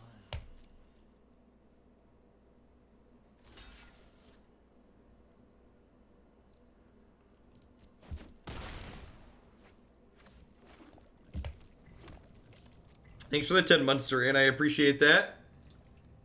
No, elking a card strips all of the text off of it. Honor Guard moved on, but they actually printed a card that's even worse for Cavalier. Hushbringer not only shuts off enter the battlefield effects, but it also shuts off dies effects, which is pretty wild. So they were sitting on that while Oko could take it, but like they played it, and like Oko just like makes it a 3-3, right? It's like I didn't take it from you, but like you just have a 3-3 now, so good luck, Godspeed. Welcome to the Thunder Elk.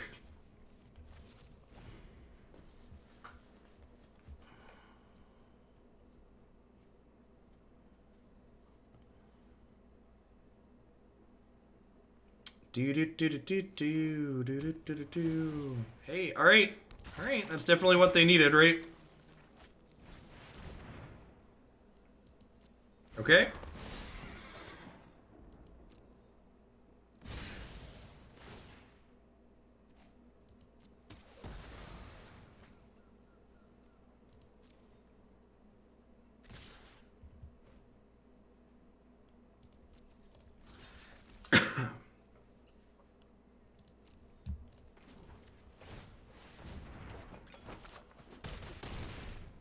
Blind to your folly. You're blind to your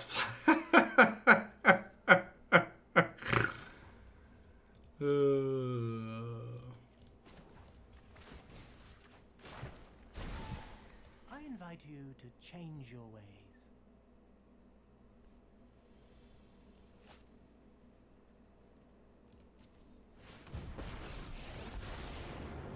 Those blind to tyranny are lost. Gaze into my face and put on your true shape. Gaze into my face and put on your true shape.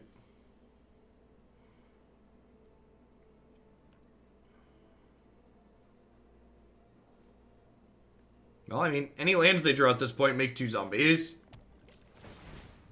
I'm making a 3-3 every turn, though. So, like, their lands make 2 2/2s, but I'm making a 3-3, which outclasses them.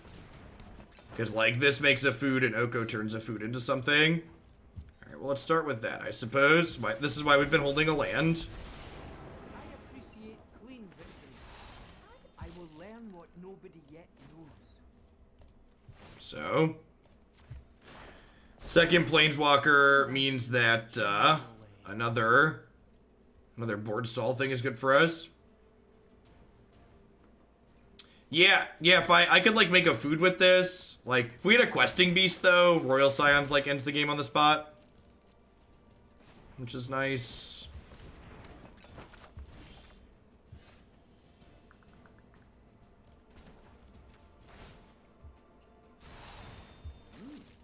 That's actually a good insurance plan, huh?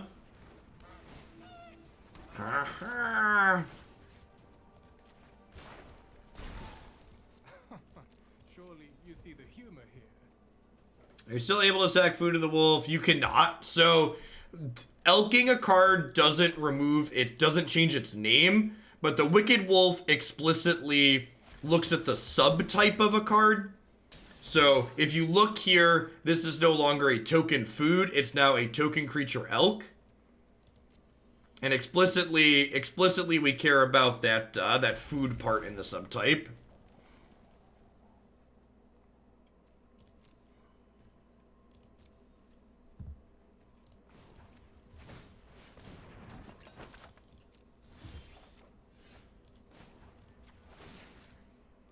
Alright, so is Oko high enough with these 3/3s that I start attacking in with this Wicked Wolf? I don't think so. Every turn that passes, I feel like our board state gets better than theirs. So I think I just hang out for now. Although that's a reason to start pressuring them, kinda.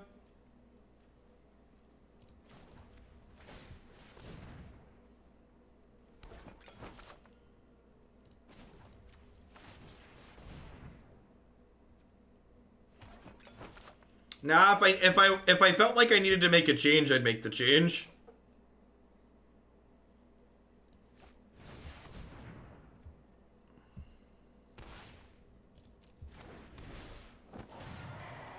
Murder the goose.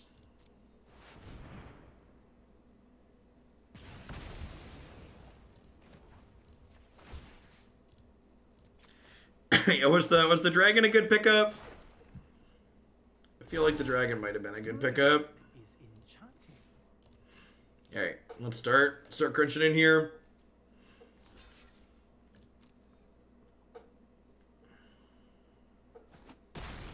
The Wicked Wolf cannot eat these. They do not have the food subtype. Elk are friends, not food. No ICRs are dupe protected, Solaris. Which is really annoying. At the very least, the Mastery Pass ICRs should be dupe protected. It's stupid that they're not.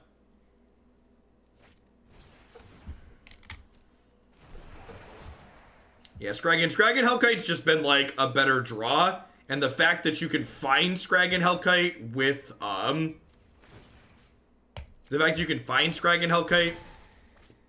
dear. is real good with ones.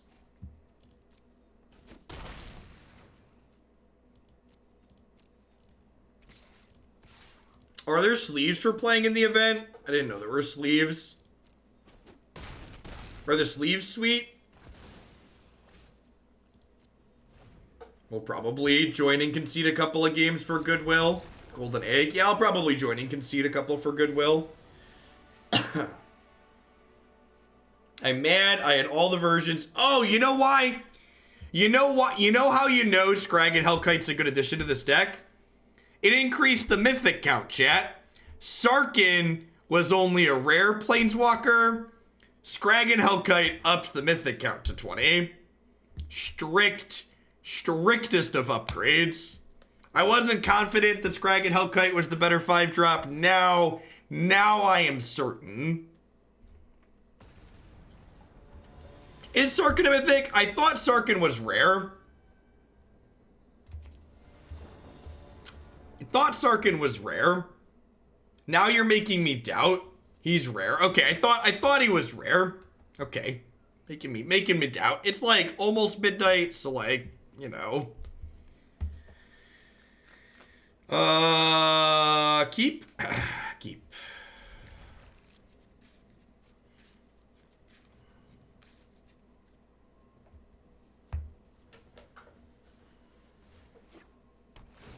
How many wins? I thought everybody gets the sleeves just for playing. Yeah, I'll probably join, before I go to bed tonight, I'll join and concede 2 games.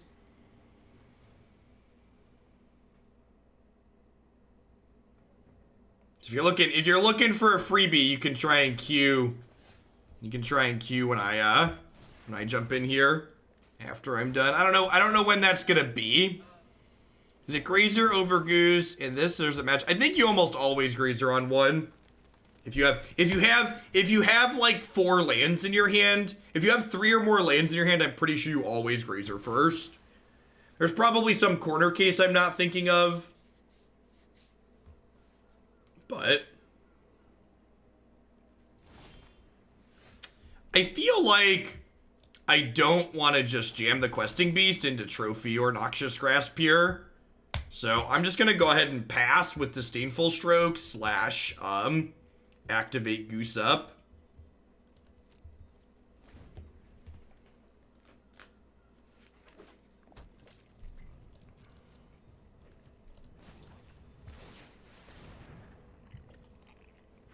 So there's currently a free tournament on Magic Arena where you can join and play with any cards in the game, even ones you don't own. And if you get 12 wins, you get 1 copy of every card that exists on Magic Arena.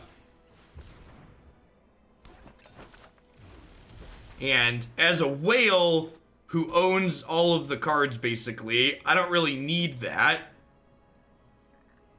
And I don't have a desire to play best of 1 Magic, so like, you know.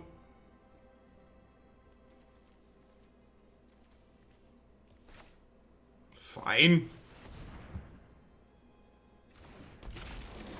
In current standard, sure. Good clarification.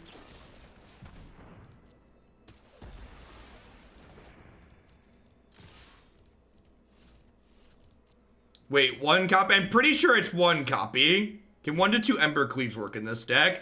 That's not the question you should ask yourself. This is a good lesson in deck building. You shouldn't ask yourself, can I play Embercleave in this deck? The question you want to ask yourself is, does playing Embercleave in this deck fix any problems that it currently has?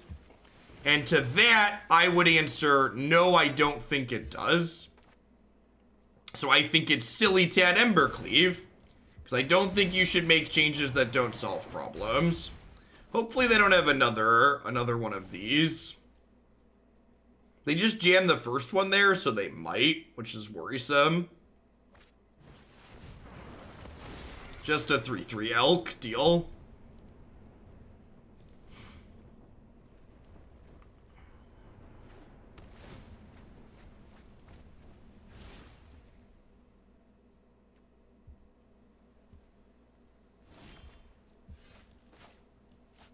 I mean, to be fair, it's very possible I just, like, didn't think my deck had counter spells in it.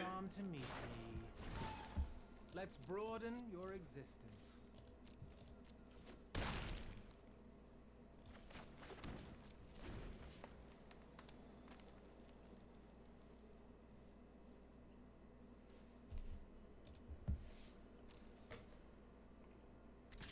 I'm gonna jump block here because in the event they have, like, a Yarok, I want to be able to take it. So I'm gonna keep his loyalty high. I also have, like, foods I can make into 3/3s if they don't have something to steal.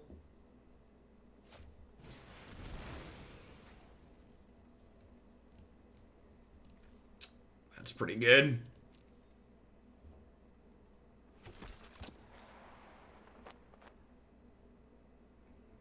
If we'd have seen Agent of Treachery game 1, I definitely would have,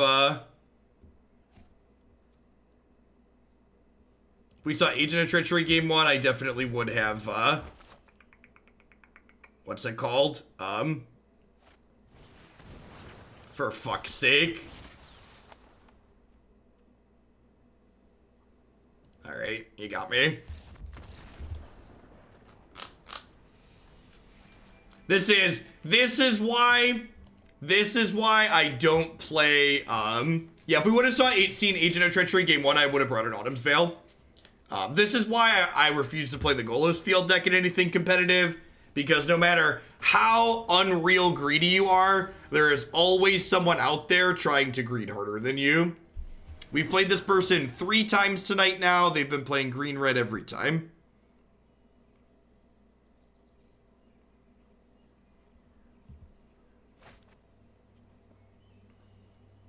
All right, let's draw a second land in our first 2 draw, or third land in our first 2 draws. Yikes, yikes. Sand's a great example why Grazer is so much worse than Goose.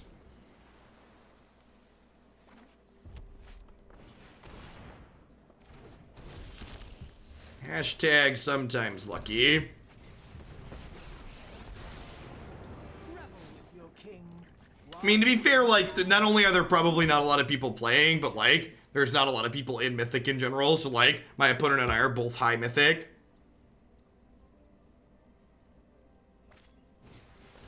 Alright, so if we draw an untapped land here, we get to go Wicked Wolf, eat their Zertog Goblin, because this makes a food, because he's getting hit for 4 and he's still alive for some reason.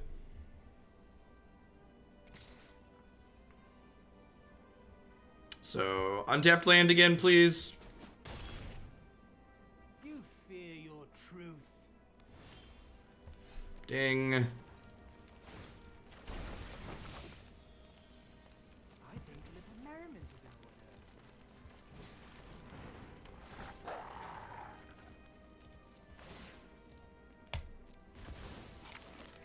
order. Hashtag sometimes lucky. The other thing, too, that really stands out to me is that, like, the reason why I started playing this deck is because this deck has a very good Golos Field matchup. And, like, we haven't played against any Golos Field tonight, right? And we're still just, like, destroying people. So, like, we haven't hit the matchup that I built this deck to beat. And, like, we're still doing very, very well, which is exciting. So I'm going to make a food with this, not only to protect the Wicked Wolf, but because I want to put this to 5, so that way I can cash it in for the ultimate next turn and then play another one since I have 2 more in my hand. Yeah, we played Golos Field, like, and I think we played it twice tonight. I think we've hit it twice tonight if I was paying attention.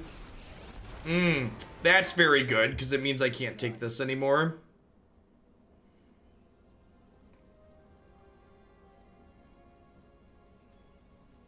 The bananas are a little weird and twisty, huh?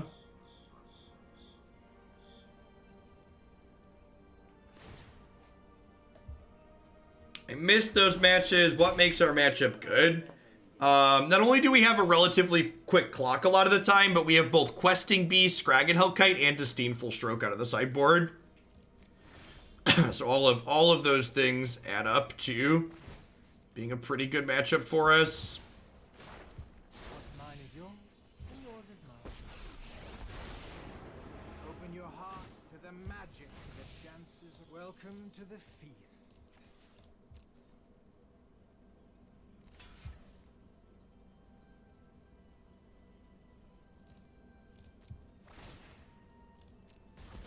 Yes, we have Planeswalkers that generate pressure and that are resilient to sweepers is also accurate, which is their primary form of board interaction.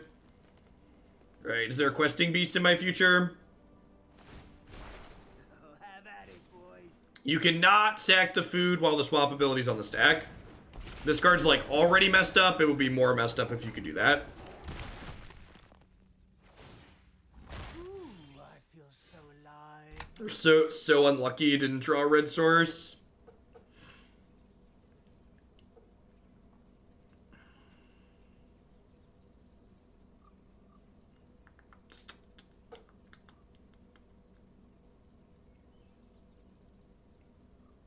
I can make Pelt Collector a big boy, that's true. I like that. I invite you to change your ways.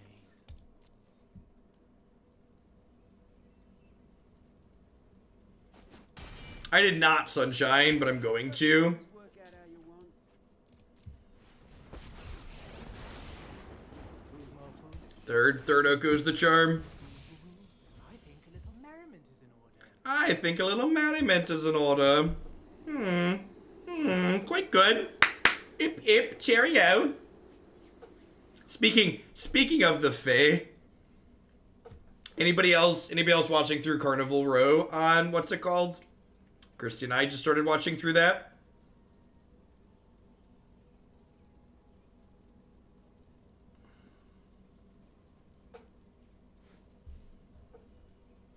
Can I just have a complete Brawl collection? If I play, it feels like 12 wins and getting one. I don't understand your sentence doesn't English.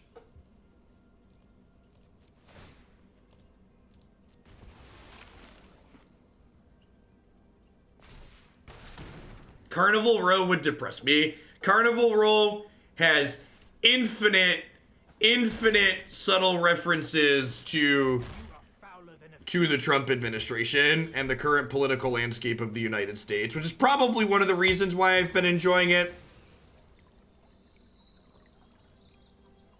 Uses the mythical world really well to talk about bigotry.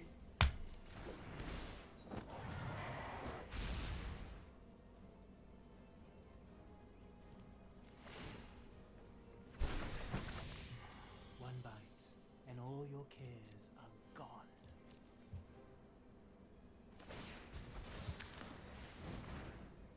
So we're like kind of in danger of getting burned out at the moment, but like once we get to untap here, we can like activate this and eat a food every turn. So like should be good to go from here. Yeah, like not only is my dragon bigger than their dragon, but like their dragon's a 3/3 elk. Is there a reason why Questing Beast isn't an elk right now? When should I have made Questing Beast an elk? At what point do you disagree with the plays that I've made with my Oko? And why is that? Why do you disagree with the play? That would be my question to you. Rather than just being like, hey Jeff, you fucked up. Be like, hey Jeff, this is a better play and this is why it's a better play.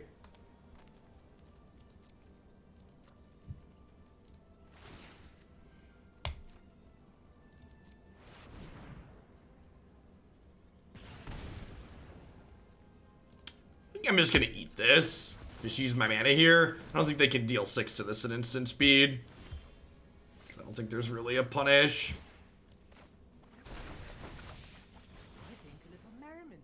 I think a little merriment is in order.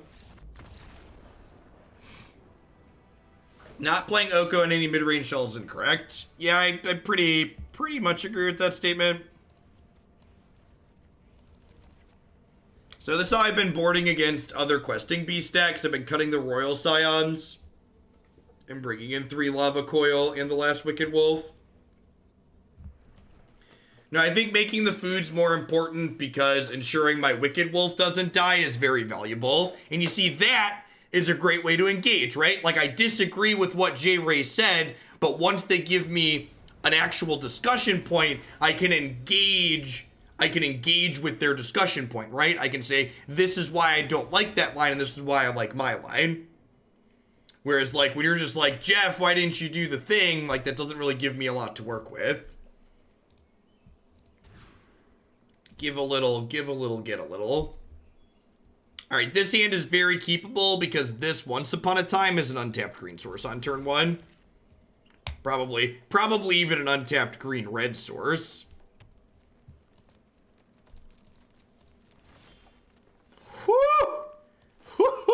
Nothing but net. Nothing but net, chat. Jay Boone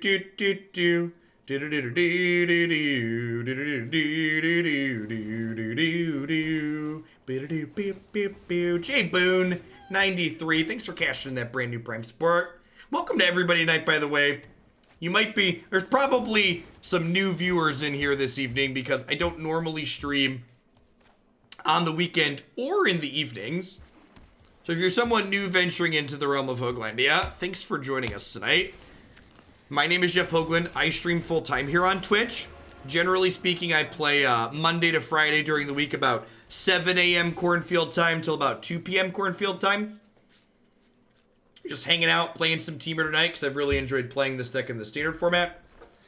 If they have Questing Beast, it sucks a little bit because he gets to like get up all into my end zone and make a slam dunk on my Oko. But if they don't have a Questing Beast, we just get to mess their stuff up, so that's nice.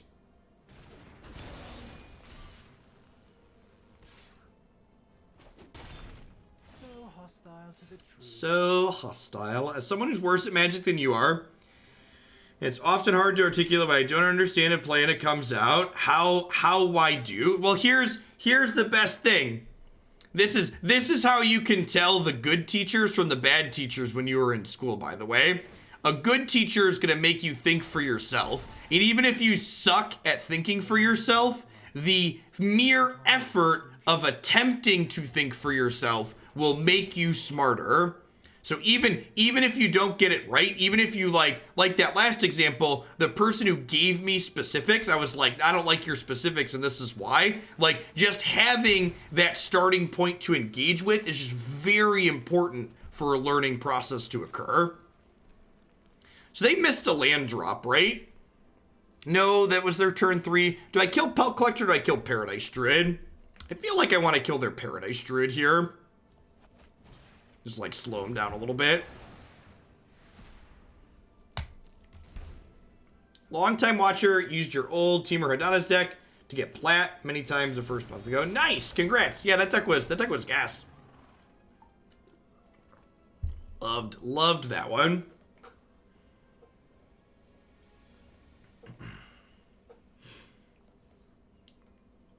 Would you like to attack my Oko? Because I would love to trade my food for your Pelt Collector and let Oko go to 1.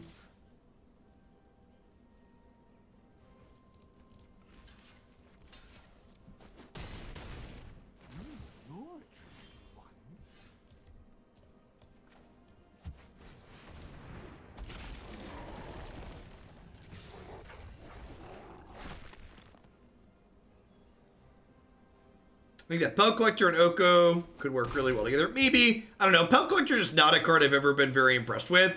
Every time I play a deck with Pelt Collector, I just like wish it was any other card. It's like fine on turn 1 and like aggressively mediocre every turn after that. If their leftovers are good here, we could maybe be in trouble. That, like, see, like that. That's a pretty good leftover.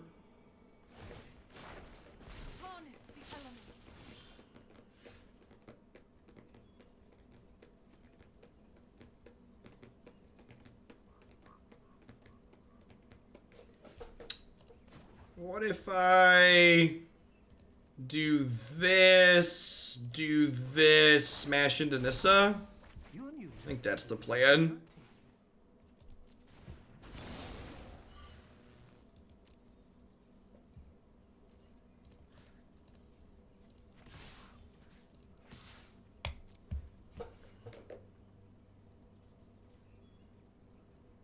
So if they block all 3 of these, we go trade. Like if they trade here, she goes to 3. I think that's a win for me. I don't know. There's a few ways this could go, and I feel like all of them I'm kind of okay with.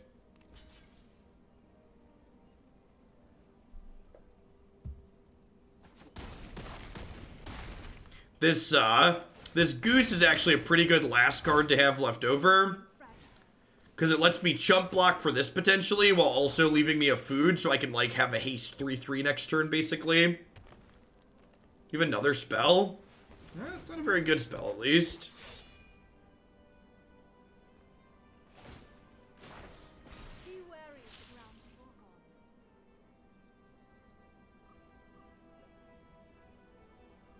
Yes, Ceratops does trample, so don't want to chump block that one. So if they attack both of these into here, they can kill Oko here.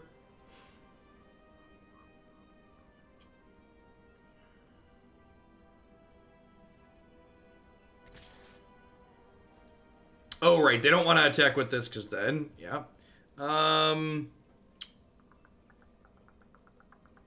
Do I just trade Questing Beast here? I think I do. This lets me draw another Questing Beast as a good draw. It lets Dragon be a good draw. I think I do this. Oko goes to 2.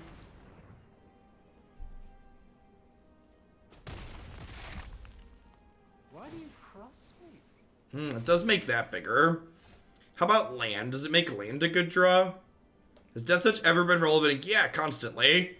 It's Death Touch is actually super relevant for questing beast in this deck specifically, because this deck has the Royal Scions in it, and the Royal Scions give First Strike and Trample. So First Strike and Trample when paired with Death Touch are incredibly good.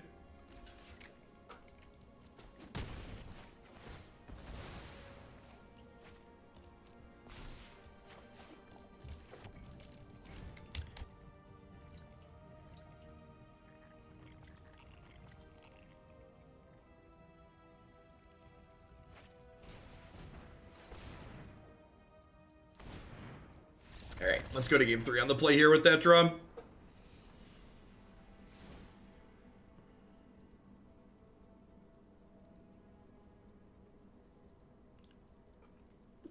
I'm happy with how I sideboarded. I don't know. Maybe I'm supposed to have Royal Scions on the play. Probably not. I don't really have anything I want to cut for it. I think Lava Coil is probably better. Hey, Cat in the Hat. Thanks for the 2 months. Welcome back. It is late night.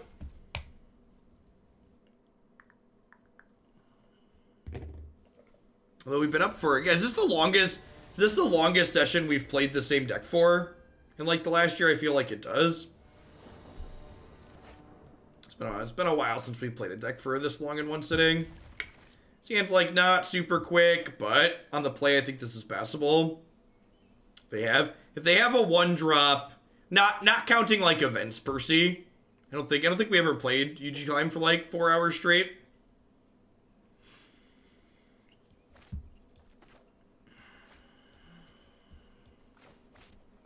Opponent mold to 6.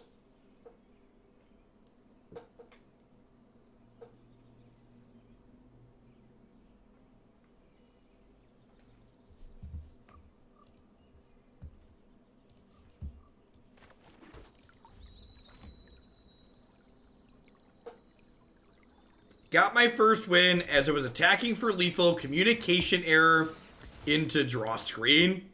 What a release ready product.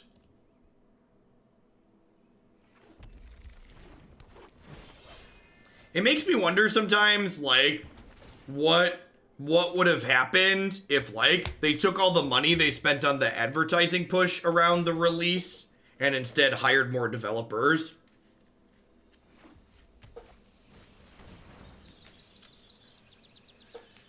Oh no. Oh no.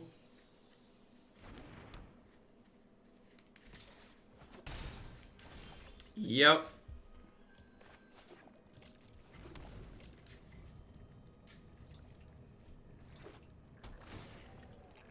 I cannot agree more with how you described a good teacher. I'm finishing my master's in education. I'm constantly trying to get my students to learn in the same way you described doing. Used to, and they're everything used to doing, sadly. They're more used to worksheets and looking up answers than skills. Yep, definitely. Was that a good draw? I feel like this might have been below average. Not quite punching at the weight class of the average draw on the deck. Thanks, deck. That's fine. We said we were gonna play till we lost 2 in a row, so if we lose this one, it'll be 2 in a row and we'll be done. It's like midnight here, so that's probably a good thing. Alright, you know.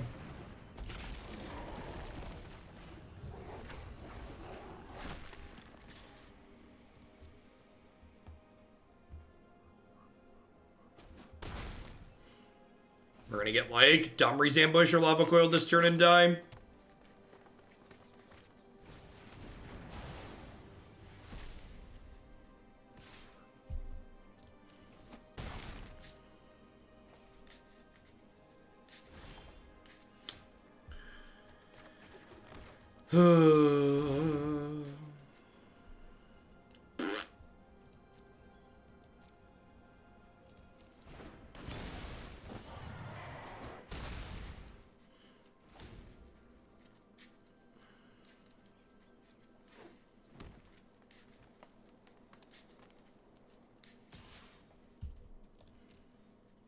Alright, hopefully they're an empty.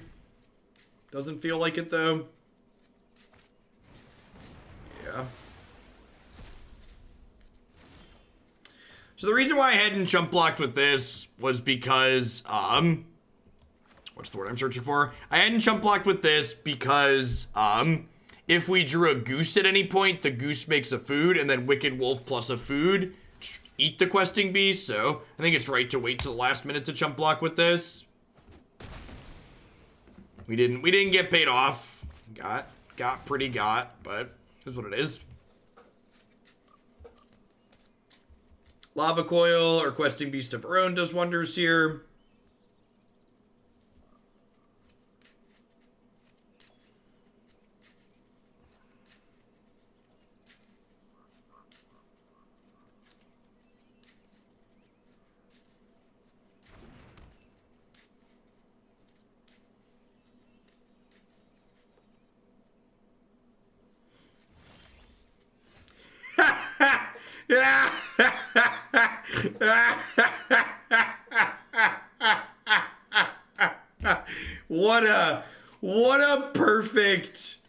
What a perfect end to the night. What a perfect end to an evening. Good games, opponent.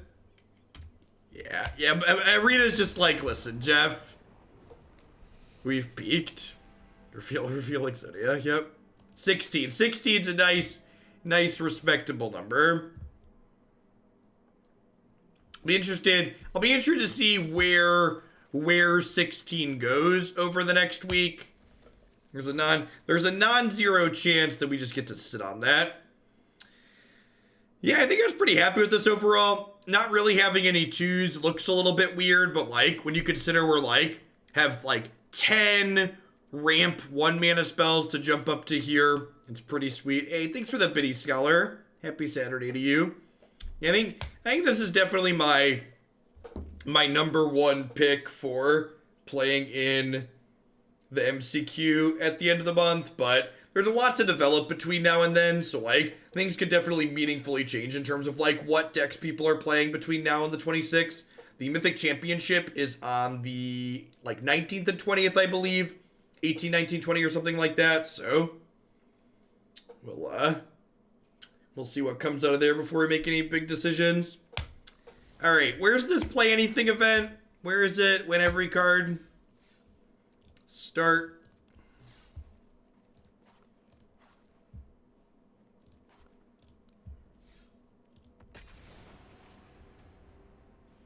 I'm gonna hand out 2 free wins because I'm a giver. So if you want a chance at a free win, queue up right now. I'm gonna right click and concede twice. All right. Lucky winner is Pinky.